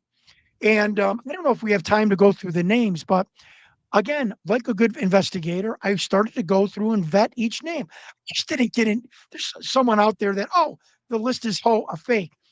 And take this list and be like, this investigation's over. I got all the names. Call up Netflix. We're ready. No. So I called, searched the first person. There's a Wikipedia he was in Wikipedia. He was a retired Air Force colonel working for TRW. I'm like, well, it's a hoax. This guy was a contractor for TRW. Why is he watching an alien thought projection Q&A? Till I find out, Sean Morton tells me TRW is like Lockheed and Skunk Works, and they're arm in arm with every secret or many secret government programs. Sean Morton said that doesn't disqualify him. That actually even proves his provenance, that he could have been in that room. The next one was a rear admiral who was the intelligence liaison for the Joint Chiefs of Staff. He's the only name I have ever given up. His Rear Admiral Schaefer, nicknamed Ted, Rear Admiral Schaefer. He was the intelligence liaison to the Joint Chiefs in 91, directly reporting to Colin Powell. And remember that. So these two would have been in the White House, right? These two would have been in the Oval Office briefing George Bush, Colin Powell and his intelligence liaison. The next person, this is where it gets weird, was a captain of naval intelligence. I look him up on Wikipedia. He's a retired vice admiral. This is hoax. They got his rank wrong. Chris Jackson, my one investigator, I can't wait for people to see him on camera because he's hysterical. He's like, dummy. This was from 91. When he in 91, do you think maybe he was just a captain in naval intelligence? I'm like, oh my God, who would think to put their ranks in 91 on this document if this was somebody hoaxing me? I emailed him. I got his email. I emailed him. He emailed me back. We went back and forth with such a cordial relationship that I was actually thinking about going to Virginia and asking him out for lunch or for coffee and, spilling the beans. I got your name on this report, until he wrote back and said, look, what is your documentary about? And I said, look, I respect the military. I've had family members in the military. When I ran for Congress, I was one of the progenitors that saved the North Chicago Veterans Administration, something I'm very proud of, from closing. He was impressed by that. I said, but your name's on this list. I just want to send it to you. I sent him the DIA list. He ghosted me. Now, you're about to have breakfast or coffee with this guy, and he ghosts you. He doesn't write back, you're an idiot, you're a goof. I don't even know what this list is. I've never been to S4 or Area 51. Don't ever call me again. You're a clown. You're an insult. Nothing. And guys, in 2022, when you electronically ghost somebody, I don't know about you, but that speaks a million words. And I found that really interesting. Dr. Sala, who I handed this list to. By the way, this list is with 7 UFO experts. I did not hide information from anyone. So keyboard warriors, 7 UFO experts, 2 lawyers, and 2 production producers in Hollywood have this list, not hidden from anyone. Dr. Sala calls him, emails him, and he says the same thing to Dr. Sala. I'm just not interested in talking about this. Not Jon Stewart got it wrong. Not that I've not been in the alien program. I don't want to talk about it. No, that's Dr. Sala, who's one of the wise men on, from exopolitics, who stands on the hill of greatness with UFO experts. I'm complimenting him. This is his experience. That's even weirder. Now it's the first doctor, a medic on the beam's right, a medic to our left, who was a doctor. I find out that he died in California 6 years ago. I get a hold of his wife. Folks, forget the video. Listen to these stories. Please, forget the video. Listen to the stories. I get a hold of his wife. She's 80 years old. She's his second wife. A widow. Very uncomfortable saying, hi, I think your husband, the doctor, was involved with aliens. Can you imagine telling? It's like telling, I think your husband dressed in women's clothes during his college days. I mean, this is the same. It was embarrassing to me. And there was a pause. Again, a fourth person doesn't hang up, doesn't laugh. She said, John, that's very interesting. I'm like, why is it interesting? She's like, well, I'm going to tell you a story.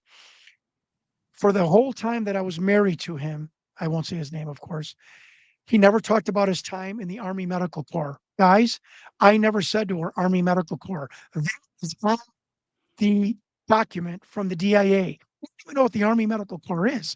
I found out it's the division for medical doctors. I didn't know what that was. She confirmed what was on this letter, this email. He said he never talked about his time in the Army Medical Corps, and I always wondered why.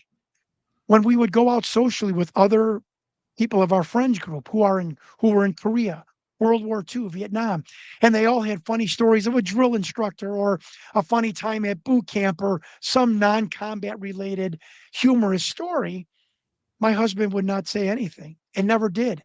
And it perplexed the entire friend group of why is he so mum about what he did in the military? And she said, John, your phone call has just made the light bulb go off above my head. Now, I want your audience to sit with that. I've got an 80-year-old woman. Oh, first of all, I've got Victor saying in 1997 on the documentary, the medical staff is, quote, the medical staff is hired at X4 more for their desire and ability to keep secrets than their medical knowledge. I've got an 80-year-old wife on this random list of names I've never heard of telling me that her husband was secretive. That mentioned nothing about his time in the Army Medical Corps. It gives me the name and number of her daughter who lives 30 minutes from me. I'm not going to go any further with that, but this woman was not shying away. I gave clarity to this woman. I've talked to reporters where they know that they're helping someone with the aha moment. The next doctor I Google, still practicing medicine in Connecticut in the United States. There's a picture of him and think how creepy this was to me, guys. Here's this picture of this guy in his 70s with his white lab jacket, his office website. And remember, this creature had a respiratory issue. I go and get this guy's bio. What did this doctor do in 91? Well, number one, he was with the VA. That means he's with the Veterans Administration, which is kind of like the bench, the bullpen for the baseball team of the government. You could pull a doctor from here and put him anywhere. So he was part of the government in 91. Now remember, the creature had a lung breathing problem. What did this doctor do in 1991? He was a pulmonologist. And when I read that, I am looking in the camera. I literally dropped to a knee off the couch and said, holy shit. Meaning, how could somebody think to find a BA doctor in 91 that was a pulmonologist? He's not even that anymore. He changed his specialty, something similar to the thoracic region, but he's not a pulmonologist anymore. So you mean to tell me somebody would have known this guy was a pulmonologist in 91 to hoax this list and write it down? I'm on. So, of course, George Costanza starts calling his office. They are onto it that something is up, that I'm just not a regular documentarian. And they basically refuse to take my calls. I won't talk about them much, but the two people from the New York Times, Ralph Blumenthal and Leslie Keene, Leslie saw this whole report with Ralph. She believed it so much that she was going to make an appointment with this doctor. And once she got into the examination room, and I didn't think that, nor did Ralph Blumenthal, thought that was maybe the best idea, because I've had success in this investigation because I didn't do gotcha moments. But I just fell off my chair when this guy was a pulmonologist in 91, obviously brought in to help with the examination and solve the problem of this alien's respiratory issue. And that brings me to like a Bob Lazar and Captain Danny Burrish, who claim to have been at S4. Whether they are true, whether they are factual, it is becoming apparent to me that the government loves to take amateurs and loves to take intelligent people who maybe don't have the verifiable background yet with degrees or peer-reviewed papers and use them in these programs, if that makes sense. Bob Lazar, who's obviously a genius level with a sketchy educational background. Dan Burrish, that really he has a sketchy educational background. And again, taking a low-level pulmonologist from the VA, instead of finding a renowned pulmonologist, because if one of them breaks, right? Listen to me. If one of them breaks and tells the story and comes clean, he's a low-level pulmonologist. Bob Lazar can't even prove his education. You don't use a chairman emeritus of the Harvard, a pulmonology medical society, because if he talks, it's got to be true. Remember that.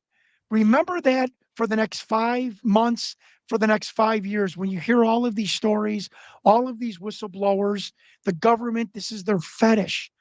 Look at the help that I've been given. I'm going to cut myself down here. I'm a former guy that didn't graduate high school on time. I had to go to summer school. I've been to 6 different universities. I played college and semi-pro football. I was a pro wrestler with a boa robe. I was a used car dealer, a politician.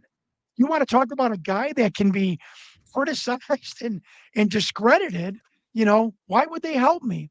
Well, because, in my opinion, to some degree, there was no blowback for some of these military people helping me, because people would laugh at, oh, come on, car dealer, come on. What could he have found out?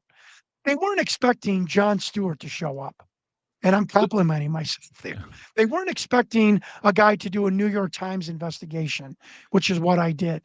And so with those names, I continue to do the deep dive. I'm wrapping it up, so to speak. Where other people, figuring out whether this was happening at S4, because Dan Burrish and Michael Schatt don't have the schematics of S4 where there's an interview room. Other people have said S2 is the alien containment center where those interviews in 91 actually happened, called S2 Alpha. This was 3 months ago, affirmed by a Sergeant Michael Muniz, who said, listen to Jon Stewart, S2 Alpha is a real facility. Rick Doty, about a month ago, brings out a document from 1981 on some sort of podcast, a document from 1981 stating that the American Pathology Institute was built at Papoose Lake next to Site 2 Alpha. So just finding out other provenances of when and where this film was done. By the way, the DIA report says Victor lied. I don't think Victor lied. I think he just didn't know that much about the specifics of this film clip, but it was from April 22nd of 1991. The creature did die a couple of months after this. It was the DNI asking the thought projection doing the thought projection Q&A. They were looking for the information of an object under the Indian Ocean. And even David Oates, that does the reverse speech. Again, I keep telling people, this is the investigation that keeps going on and on. You can't find anybody to debunk it for me. Not Hollywood, not anybody credible in the UFO world or military. Nobody is laughing. Nobody's debunking with credibility this tape. And I find David Oates, he's challenging with reverse speech. Lazar, Richard Hoagland, that did the Mars pictures that, said they could be objects on the moon. Mm. And through reverse speech, he's discrediting one UFO person after the other. And I'm thinking to myself, oh God, I hope he doesn't come across Victor. He does the Victor interview. What does David Oates say, the reverse speech expert, about Victor? That Victor says in his reverse speech, they're in my head, meaning thought projection and zeta reticuli, and something about not trusting, not believing everything that they say. And David Oates, the reverse speech specialist, who is knocking down one UFO expert after another like bowling pins, says and writes, it is my opinion that the whistleblower Victor was credible and was telling the truth on that film. Yeah. So, and to jump back to the original, so your first military insider or former or intelligence, whatever, he reached out to you anonymously. And is it through him that you reached the others? Because you've mentioned more than one. So he was the first one. Okay. The second military person that I got, or intelligence, or DOE. Yeah, he was brought to me by Scott Walter of American Unearthed, who about 3 years ago decided to get into the UFO research community. Mm-hmm. And because of Scott, such a straight shooter and a decent human being, this person contacted him. This person still works for, this story should piss off your viewers and yourself. So his name in the program at Wright Pat was Holden, a literary from Catch 22.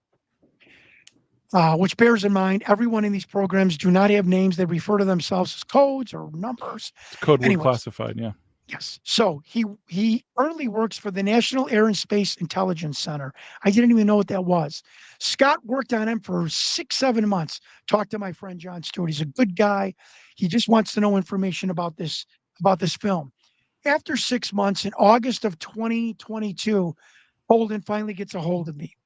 Very nice young man. Sounded like he was in his 30s. Very polite, highly intelligent, highly credible. Scott had seen all of his credentials, Scott Walter. And he just told me, he goes, there's two things. Obviously, this could be real. This could be a magic program by the government for a training film. He goes, I don't believe that that's it. I goes, I'm just telling you that the government does some really bizarre things to train other people for any kind of mission or project. It could have been. I don't think it is. He talked to me about the biological sheath that is the eye covering, and that it is biological. It is wet. It is alive. And he felt that it was, since it was reflecting the camera light, that really only biological material can do that. I don't know if that's true or not. But then his second interview, I only talked to him 3 times. His second interview, he revealed, I can't believe that this has not have been talked more in the UFO community. This is the MJ-12 document type of level, Tom, the Wilson memo, in my opinion, type of information. He told me the new designation of extraterrestrials, and I'm going to give it to you today. It is saber, like a sword. synthetic astrobiological extraterrestrial races, that most of the beings coming to this planet are some sort of a synthetic, um, you know, part biological, part robotic. Now, people can laugh at that. Elon Musk is near trying to do this with the Neuralink, where you're a biological material, but you also have, you know, you have components to you that are not sentient or biologic, if that makes sense. Mhm. And so, hence the word synthetic astrobiological extraterrestrial races. And I've told this to 3 or 4 people. I do not know why that bombshell, an acronym is not floating around the UFO world. He literally told me, if I met a person in Washington in the government that was read into these programs, and I said that in acronym to them, that they would spit up their Starbucks. That Hmm. that this was top secret name that he was giving me. Now, was he doing that on purpose? So to further the disclosure? I absolutely believe that he was. He knows I'm a documentary and whatnot. Now I said, will you, this should piss you off. I hope it does. And this is the 100% verbatim truth. I said, will you go on camera to answer questions in my future documentary? He said, will you write the questions? I'm going to give you the commanding officer's name. You mail it to me, email it to me, I'll give it to him. The questions were hyperbolic. Does the government have extraterrestrials, live or dead? Have we ever analyzed biological or metallic material? Is the alien interview and interrogation process real? Is it still going on? What happened at Wright Pat? Did Wright Pat ever have extraterrestrial aliens? Did they have any from Roswell crash? Explosive questions to really end the conversation. I don't hear from him. He said he was going to email me back the next day, a week, 2 weeks, a month, 2 months. I'm texting Scott Walter. Scott, I'm getting a little worried. What's going on? Because this guy is legit, you know, alien spy or alien examiner for the government or in the alien program, without a doubt. And now he's not calling me. He's blowing me off. What did I do? And the third month, right before Scott went to New York, I'll never forget this. I emailed Scott. I said, I'm done. Am I in trouble? Am my family in trouble? Is he in trouble? Is Holden alive? And is my health, am I in trouble?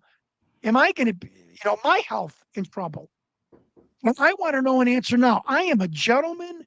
I have treated Holden nothing but respect for him, for his service to our country, for the military men and women in these programs. They've had to keep this secret. I have showed ultimate respect towards the military and to Holden. I don't deserve this. And I want an answer right now, or I'm going to the FBI. And that was my text to Scott Walter. Lo and behold, 2 hours later, I get a text on Signal app, the encrypted app, which is bullshit. I've had a congressional aide tell me they can get into Signal app as easy as they can get into WhatsApp. And on Signal app, this nice, cordial, polite young man that you would bring to your mother to meet or would love to marry your daughter has this terse text message to me. I am been commanded to no longer have any contact with you and to cease and desist any further communication with you. He never wrote to me like this. We exchanged, hope I have a great Thanksgiving. Hey, John, I know you're at your family summer home. Have a great time and, catch a lot of fish. And that was our emails. Just the admin. I'm a nice, cordial guy. I can get people to, I get people off their guard very easily. And have been ordered to cease and desist. I have been ordered, listen, by someone higher up than my commanding officer, that you are no longer to contact me. You are to end your line of questioning in what we have talked about.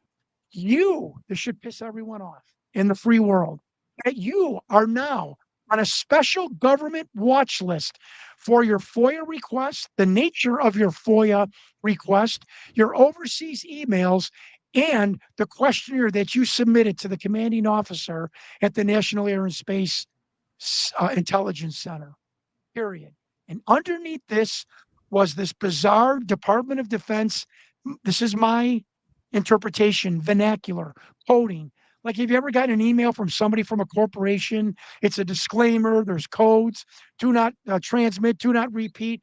But it was bizarre code like DOD V17225-5, terse language in the coding, like do not forward, do not copy, do not cut paste, do not submit, and some other word about just no distribution. I'm like, what?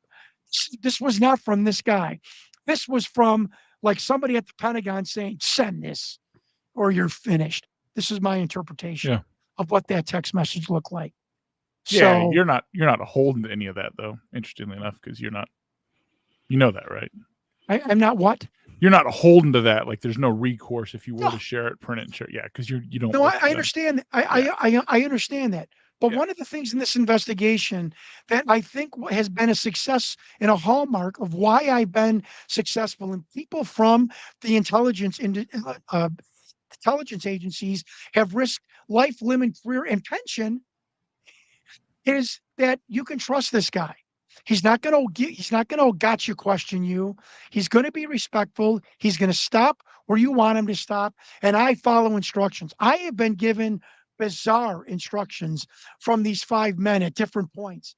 I'm not going to go into it, but some of it has been ridiculously stupid and mundane, and others have been very specific. And I follow it. What's the Joe Pesci line? The Joe Pesci line in Casino. And when the head of the family told me to do something, I followed it to the T. Yeah. And I have followed that to the T. And so, I believe that the way I have acted with these people is the reason why I've been successful in gaining so much information that I have. But that was a really scary moment. It pissed me off that the government that I support with my hard work and tax dollars, that Pentagon is my Pentagon. I own that Pentagon along with my neighbor and 350 million other Americans. We own S4. I own the SR2 Blackbird. I own that, not you. And you work for me, and you're going to threaten me through an intermediary. You're going to threaten me through one of, I think, should be a shining star in the military intelligence agencies. This gentleman who was kind enough to elaborate and tell me things about extraterrestrials. You're going to use him as some kind of deep state pawn? What do you think you are? How did you? How did that piss me off? And it offended me and terrified me all at the same time. That's what it's intended to do. How did you come across your other 3? You said 5. That's 2. Or did the other 3 come in the same way, or through these 2? Or well, the third one, just simply because I didn't know the vernacular, but I know his controversial status.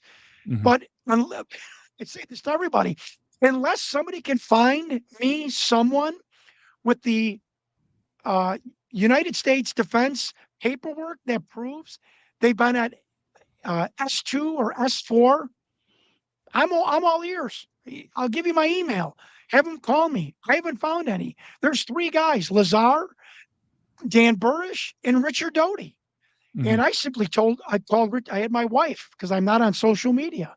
My wife contacted him on Facebook. So my husband's a documentary maker. He wants to ask you about this. Rick Doty didn't know what I was going to talk about whatsoever. And when I called him, I said, Rick, let me just ask you, through your intelligence, experience, is the Victor Area 51 alien interview real? Yes. Oh, okay. Not, well, first he actually said, well, that's a very interesting question. But he said, yes, it is. I said, what do you know about it? He goes, well, I don't know much. He goes, but I can tell you one thing. It wasn't filmed in S4. I'm like, what? And that's when Doty told me about S2 Alpha 2 years ago, before he had this memo from Wendell Stevens, a FOIA request from 1982. Doty helped me with other vernacular, where the structure was. Doty repeated what was told to me by the chairman, that this program is called the Alien Retention and Interview Program. Not officially, but this is what they call this, talked about this in the know. And the only other thing Richard Doty told me was a very interesting story that I don't think he realized the gravity of it. So listen to me. The only other thing Richard Doty did write back a week later that it was not a VHS tape originally, that it was filmed by 16-inch 16 millimeter film stock. That was the original way that it was filmed. And people have gone back and forth. Is it a VHS? Is it who cares? Yeah. This is the way the UFO community eats itself. Who cares if it was filmed on VHS or 16? Who cares? So, but anyways, Doty said this. He goes, one thing I do remember, because our intelligence circle is very small, whether you're retired or whether you're still in the programs, which I've heard with everything, with the CIA, FBI, always in the CIA and always in ONI, so to speak. And Doty said this. He said, I do listen to this. Again, forget the film, forget Richard Doty. Listen to this. He didn't realize what he was saying to me. I do remember back in 96, that director guy, I'm like, Jeff Broadstreet. He goes, well, I don't know his name. The director that did the documentary, he had some pretty sharp elbows when he was doing a deep dive investigation, trying to vet or prove who Victor really was. Meaning, did he work for the government or was he a hoax? Mm. And I said to myself, I didn't leave this on to Doty. I said, I can't believe he just said that. Because Rick Doty, in an anecdotal story, just proved something, which is why, if Victor was a paid actor, which, people told me, prove who Victor is, prove the video. Is he an actor? Hoax. Is he is he a government employee? Then this was filmed by the government. Whether it was fake by the government or real, it was filmed by the government. Find out who Victor is. I'm asking people, forget everything, forget Jon Stewart. Why would a director of a documentary that's being hoaxed do an investigation on the whistleblower of the documentary if he was a paid actor? Rick Doty didn't know that I could intersect that line of thinking from, how to split an atom. But he told me a story from others in the intelligence agency who said, there's this guy in Hollywood that's really rubbing me wrong, and he won't give up, and he's leaving messages, and he wants to know about this Victor and Victor's name, because obviously Jeff Broadstreet knew Victor's real name, and who is he, and what is going on. And Doty's like, I remember intelligence people in 96 complaining about that director, and Doty used the word having sharp elbows. So if freaking Victor was an actor, why is a director doing a 2-3 week deep dive, getting himself in trouble, contacting people in the military and in military intelligence to vet this supposed actor? Why? Does And that was my end with that was my, that was really, Doty claims that he knows about S4, but he's never been to S4. That he's been in S2. He's been in the second level of S2, which is the administration section. My fourth in military intelligence person is come through Don Schmidt, and I won't say anything about this person, except a great story that he told Don Schmidt to tell me. He is a colonel at the Pentagon. He is the one that has confirmed the civil war in the Pentagon of disclosure and non-disclosure. He asked Don Schmidt, what does the kid do for a living? And Don said, he at the time, he runs a family car dealership. He said, okay. He goes, will you tell him here's the situation when you're not in these programs, but you work at the Pentagon? We're like in a retail store.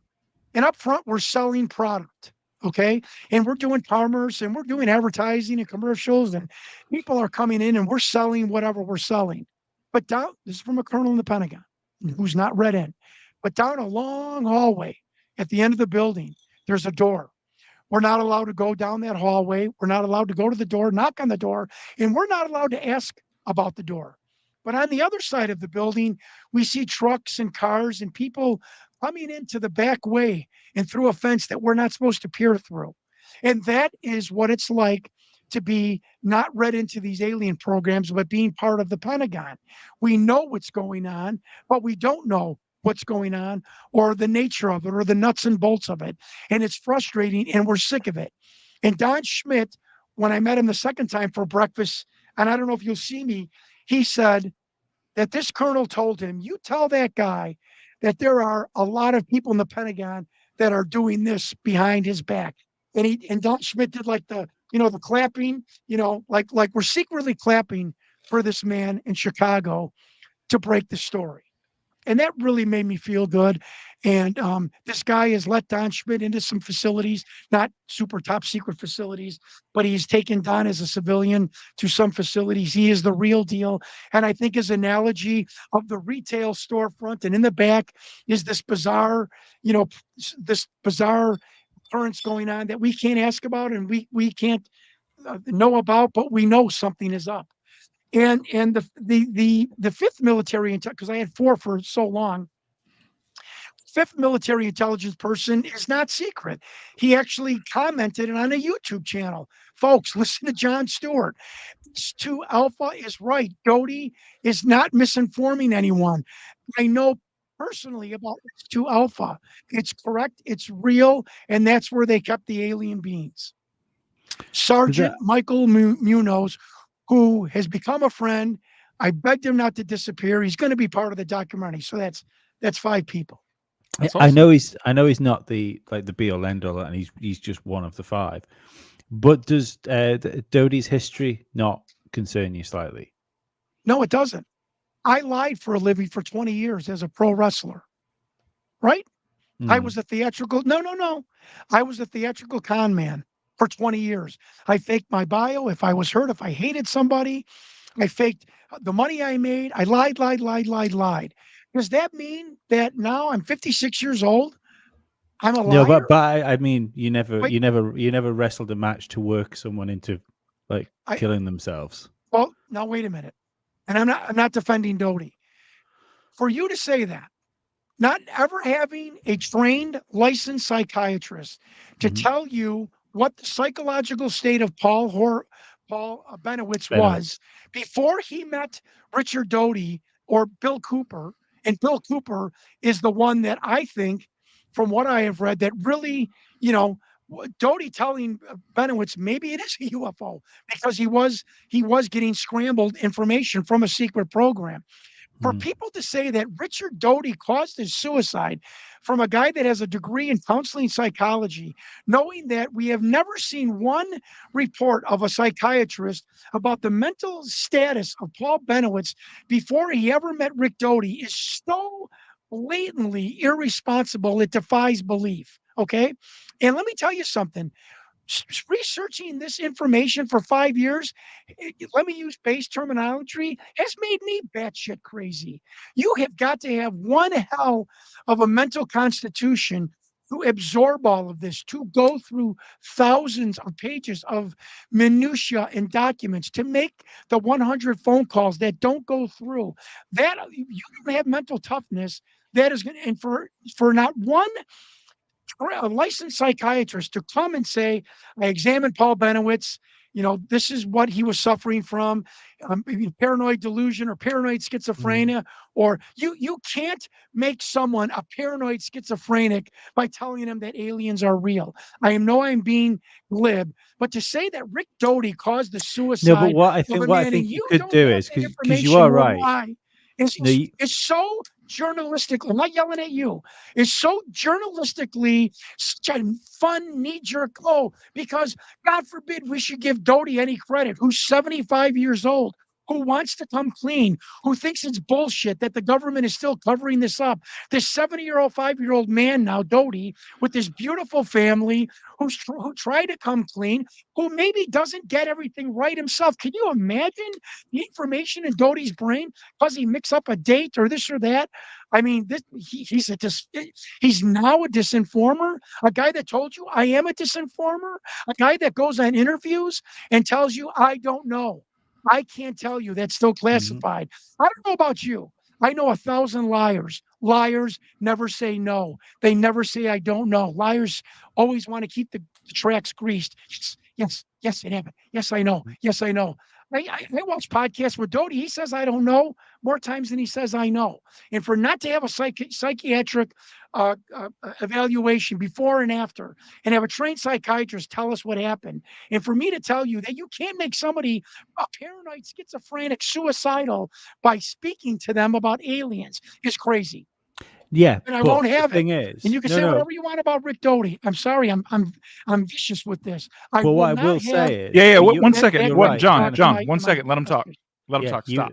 Yeah, you are 1 second. right in the way that when you get into this stuff, it's like it's made me a little bit crazy. There's Yeah. there's some of the stuff that me and Dave researched, for instance, makes Ollie very uncomfortable, and he doesn't like that side of the Yeah. stuff we look into at all. What I would say is that maybe if someone is already into this sort of stuff, maybe people should already treat them with kid gloves because you're already on like the crazier side. So it's maybe Richard Doty should have accepted the fact that his words would have held more weight with somebody like that. Can I tell you something? Can I look in the camera? That Mhm. is one of the most intelligent things I have ever heard anyone say in discussion of ufology or what. I commend you for that. Thank you. That was a great point, and I think probably Richard Doty would agree with you.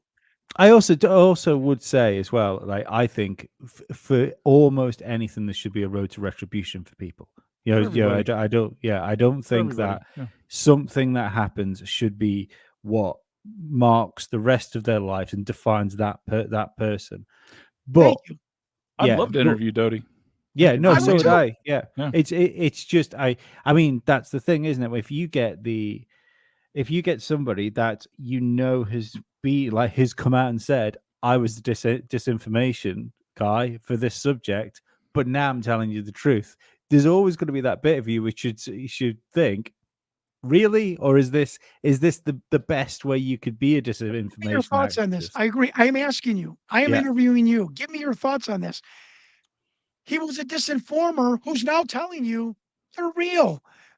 The facilities are real. Here's the satellite picture. Why Mhm. would he be now telling us that they're real? Let me tell you something. Maybe his I want you orders to- changed. I have nothing to say. No, it's Okay, maybe. I've no idea either. So his Like, orders have changed to tell people like Jon Stewart, um, to think about anecdotal stories from 30 years ago about whispers between his intelligence buddies about a Hollywood director pissing people off. I don't buy it. And how many people have been? I was on the Matthew Cox show, the most wanted man in the FBI. He's one of the most honest men ever. He was the biggest con man ever. People change. People have a change of heart. I understand his past. Believe me. But when you have a former disinformation agent now telling you, I don't know, I can't say that. That's classified. I don't know. The only thing I've ever told Richard Doty is in the 3 or 4 conversations I had of him is I think it's important if you say, this is what I was told, this is what I was shown from very good sources who never proved to be wrong.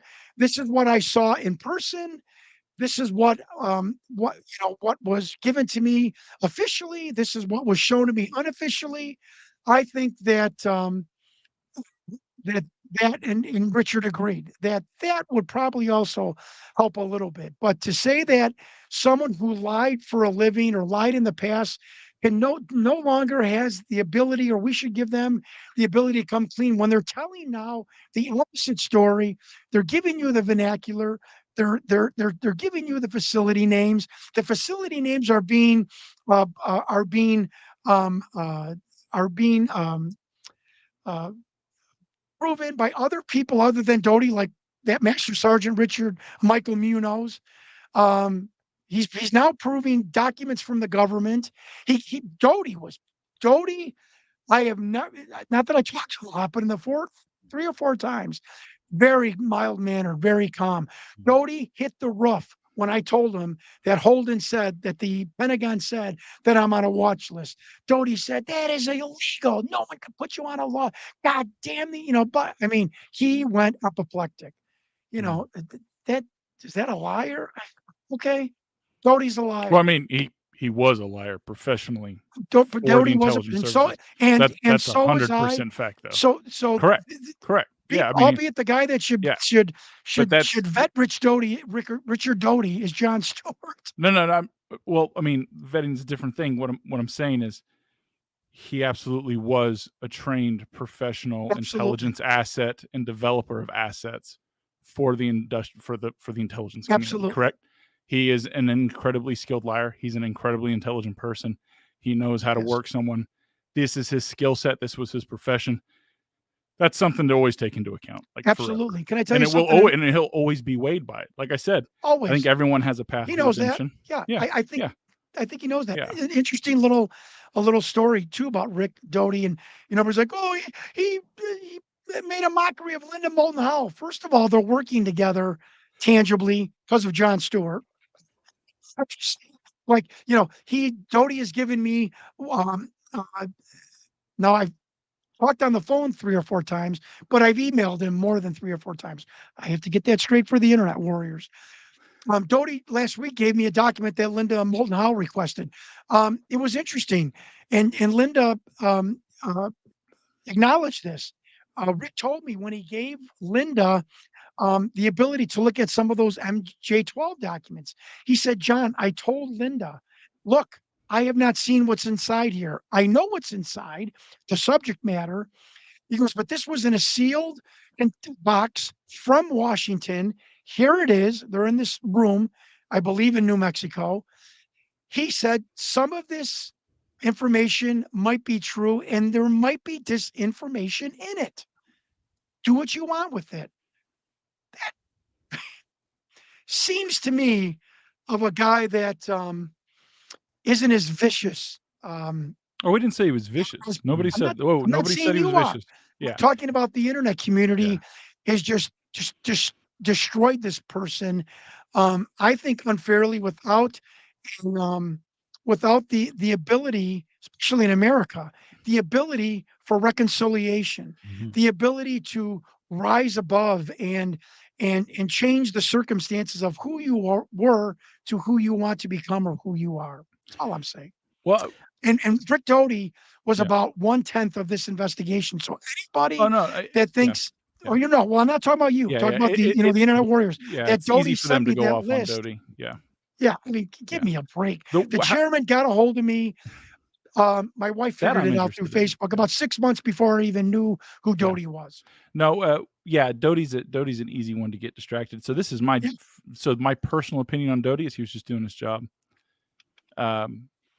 Whatever happened along the way, he was still just doing his job for his country. And if we start getting weird about that, then we probably shouldn't look too closely at clandestine services or ground group for the CIA or any of these other people who do, or the Department of Energy and their entire thing that no one in the world talks about, like Area 51, Papoose Lake, S4, S2. That's that on the 38,500 acres that the Department of Energy owns, runs, and secures with private contractors. Mm-hmm. So it's easy to fixate on something. That was my point. I knew what Lee was going to say. That was the only reason I had to interrupt you there, because I know what Lee's going to say. Yeah, you just see. The thing was, I'd be remiss for not bringing it up, especially given the subject matter. What I will say about Richard Doty is, to play devil's advocate for him, if first of all he like you say he was a paid asset, he was a disinformation agent. Therefore, it would make sense that if someone was a disinformation agent for a subject, it would make sense that they were highly briefed in that subject. So it's good because that's a great point. I never thought about that. How do you how could you do your job if you weren't? Oh, you have to. You have to. Yeah. That is really, I've never considered that. And secondly, I can absolutely see a scenario where if he was involved in something, no matter how big the part is in what happened to Benowitz, if there's some remorse and sorrow for what he was a part of, I can see why he would, at this point of his life, go, this. I'm not doing this now. I'm out. Yeah. Yeah. This is what I signed up for. And can I say one last thing on Doty? Absolutely. Just to let you know, like how he is coming clean, because he wasn't a man for the mob, but how he's trying to, engage or did UFO community. Do people realize that the government came to his house twice?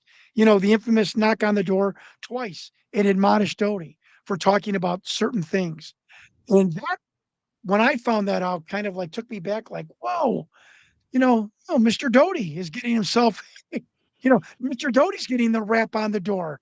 That's interesting. I thought he would be impervious to any kind of, government scrutiny or legal challenges or whatnot. And the fact that twice government agents knocked on his door saying, "You're not talking about that. Stop talking about that," was Yeah. pretty interesting. So that's, and again, Doty is 10% of this documentary and of this investigation. And I'm just saying that as a fact. And the fact is, find me other people that have been to S2 or S4 documented. They'll sit on the king's throne of the Victor investigation. Yeah. So to speak on that, like with Doty, he's 75 now. I believe you said that, correct? 75 years old. Yeah. I thought he was in his mid 60s. So Fell here's off my something chair when I found that out. Here's something nobody thinks about. I think it's funny that you mentioned, well, not funny. It's funny in like the gallows humor funny. And I know this to be a 100% fact. People who have lived their life in a life of secrets, when they get older, they start getting follow-up views.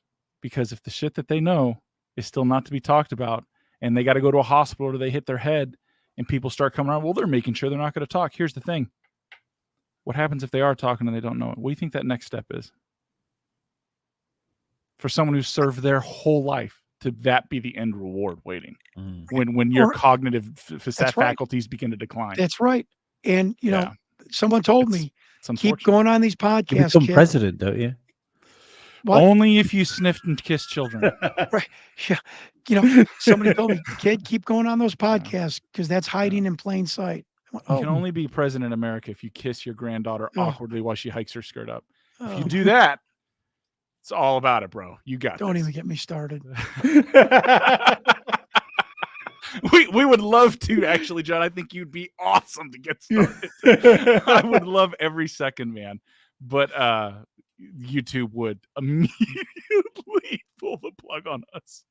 So we can only get, fun quips at the end. John, I've loved talking to you. This has been awesome. It's been fun. I can't wait. Your book comes out in November, December? Hopefully in November, the Fantastic. Magdalena, the second Roswell crash. Yeah. Awesome. And you have website for your current investigation? Huntingvictor.com. It's still under construction. Bear with me, folks. And I do this off, I'm not saying it's wrong. I'm just saying, again, trying to add credibility to my investigation. I'm not on social media really, only to talk to podcast people. I don't ask you to like or click or subscribe or what's your credit card number. Not that anything's wrong with that. And not that I won't make money somewhere down the road with this. Currently, I'm not asking for that. Making money. We want to make money here. Yeah. It hasn't happened yet. It should never be a swear word. It's always about, someone's in this for the money. Right. Someone else. Yes. Yeah. Thank you. Because people work. That's why it's capitalism, people do things. baby. 5 years. Yeah. Not been in it for money, folks. So, but anyway, my email is my full name and it's spelled weird. So listen, Jon without the H, my middle name, Alan, Alan, my last name, Stewart, like the comedian Jon Stewart, Stewart. Maybe if your producers can put it on in the link at AOL.com. Jon, Jon, Stewart at AOL.com. Only emails about this investigation or well wishes or criticisms. Be kind. I don't know anything. I don't give out advice in the stock market or what's the best car to buy. Or I know that I'm fat, so you don't have to tell me that. And I know I'm excitable and hyperbolic, and I have crazy eyes. So you don't have to tell me that either. So, but anybody that wants, and especially if somebody knows anything about what I've been investigating, I would love your input. Appreciate it. You'll be handled with kid gloves, and if you want your privacy protected, we will do that also. Well, I hope you come back on when your book's released. I've really guys ask great questions, and I appreciate that. You're a great guest. It's been fun. I always try and remember when we've had guests on. Sometimes I forget. I don't consider myself a UFO guy, an alien guy. I'm just an out and out conspiracy theorist. If I had to ask you, what's 3 conspiracy theories that, gun to head, you would say these are real, I'd like to know what 3 they are. Great God, man, you ask good questions. 9/11, for the simple reason no one has ever been prosecuted or arrested. The fact that George Bush demanded to testify with Dick Cheney in public. The fact that Condoleezza Rice lied to Congress. We had no knowledge of planes hitting buildings, and in August, she had a memo that said bin Laden planning on using planes to hit buildings. The fact that no building has ever come down like that unless it was controlled demolition, and the fact that the fact that the building material was taken away so swiftly and so secretly that there should, in my Jon Stewart president administration, there still be yellow tape, so to speak, around the World Trade Center, still investigating the rubble, and the fact that there was thermite found on those panels, and the fact that, for a fact, I've seen the picture, the angular slice on the beams, which is how charges are taken off. So 9/11, I'm not saying the government planned it. I believe that they let it happen for various reasons. Number two, obviously, the UFO investigate the UFO phenomenon, without a doubt. I mean, I say this constantly. How many senior citizens, retired men and women, sitting on their porch in Iowa or Montana, ready years away from death, who look in the camera and say, I saw the aliens. I packed the aliens away. I flew the wreckage here. I was part of the autopsy. I saw the bodies in containers. I was part of this program. How many retired salt of the earth people have to come forward to tell us, the world, that the alien phenomenon is legit and it is real? And the other conspiracy. Oh my God, I'm so delved into so many of them, but the fact that that the whole, and I don't say this because it's current news, but the whole Jeffrey Epstein um, situation. My grandfather in the 70s, my mother would say to him, my grandfather was in politics, chief of police, and my mother would say to him, these politicians, why would they vote for some kind of that crazy law?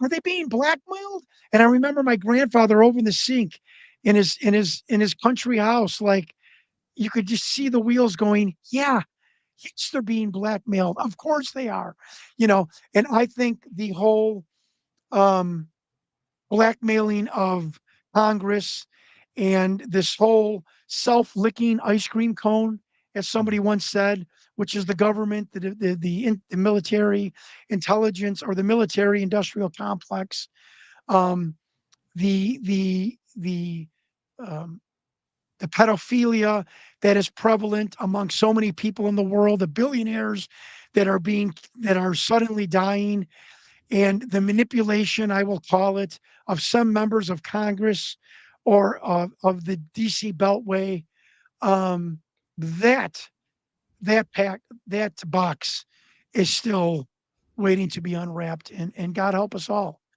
And I'll leave you with this. People have said, "Well, you're paranoid. Aren't you worried that your life could be in danger for being one of the people to expose the alien phenomenon?" And I don't mean to be dramatic, but I do say this. If my life is truly in danger, that means that Victor film is real. And if that Victor alien interview film is real, that means the alien phenomenon and the alien program is real. And God help us all. And I mean that. Just before we go, you get an extra question. Jon Stewart, when he was wrestling, what was your finish? I've never seen anyone do it in wrestling before or since. I mean that. Is the flying knee. So almost like a flying body block, I would take my knee and hit people right under the chin. Like a flying body block.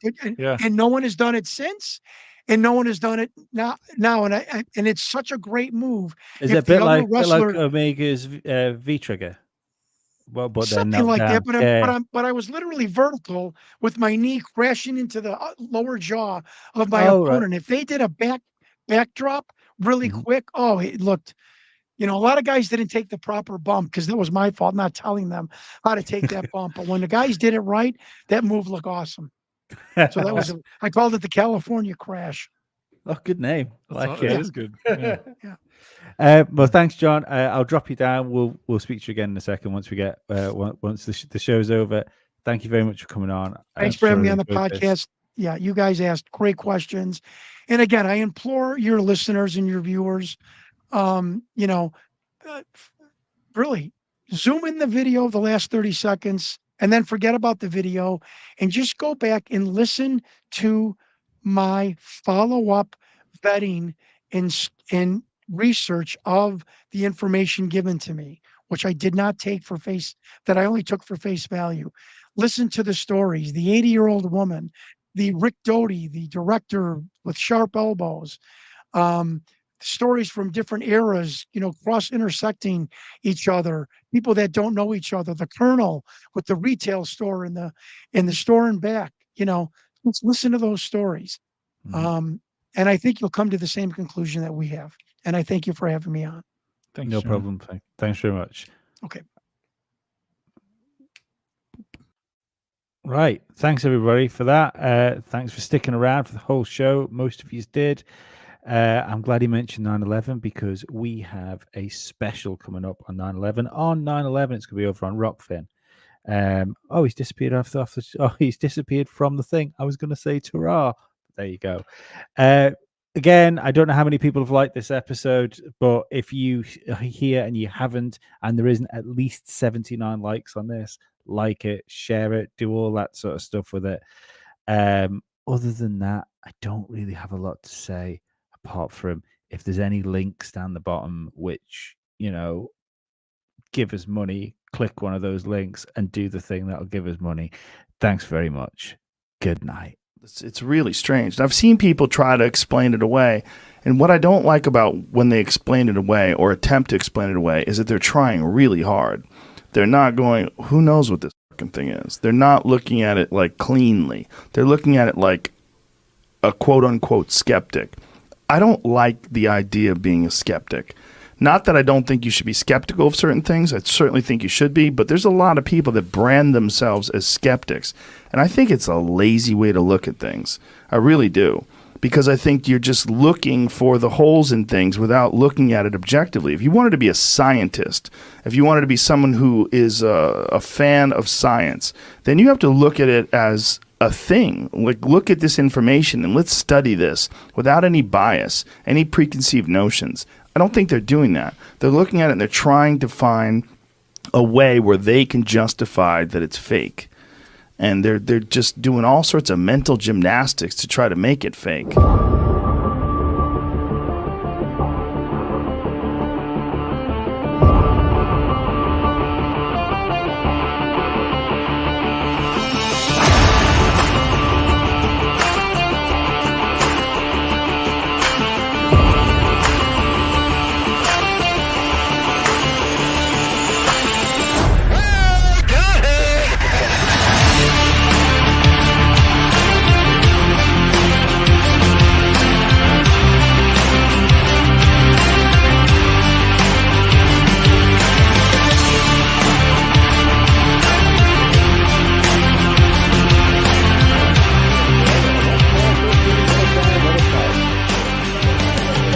$5,000. He says the road cost. Jon Stewart. Tell you what, don't sell this guy short. He's tough. Hope you've got something funny to say for this, Dave, because I've got nothing.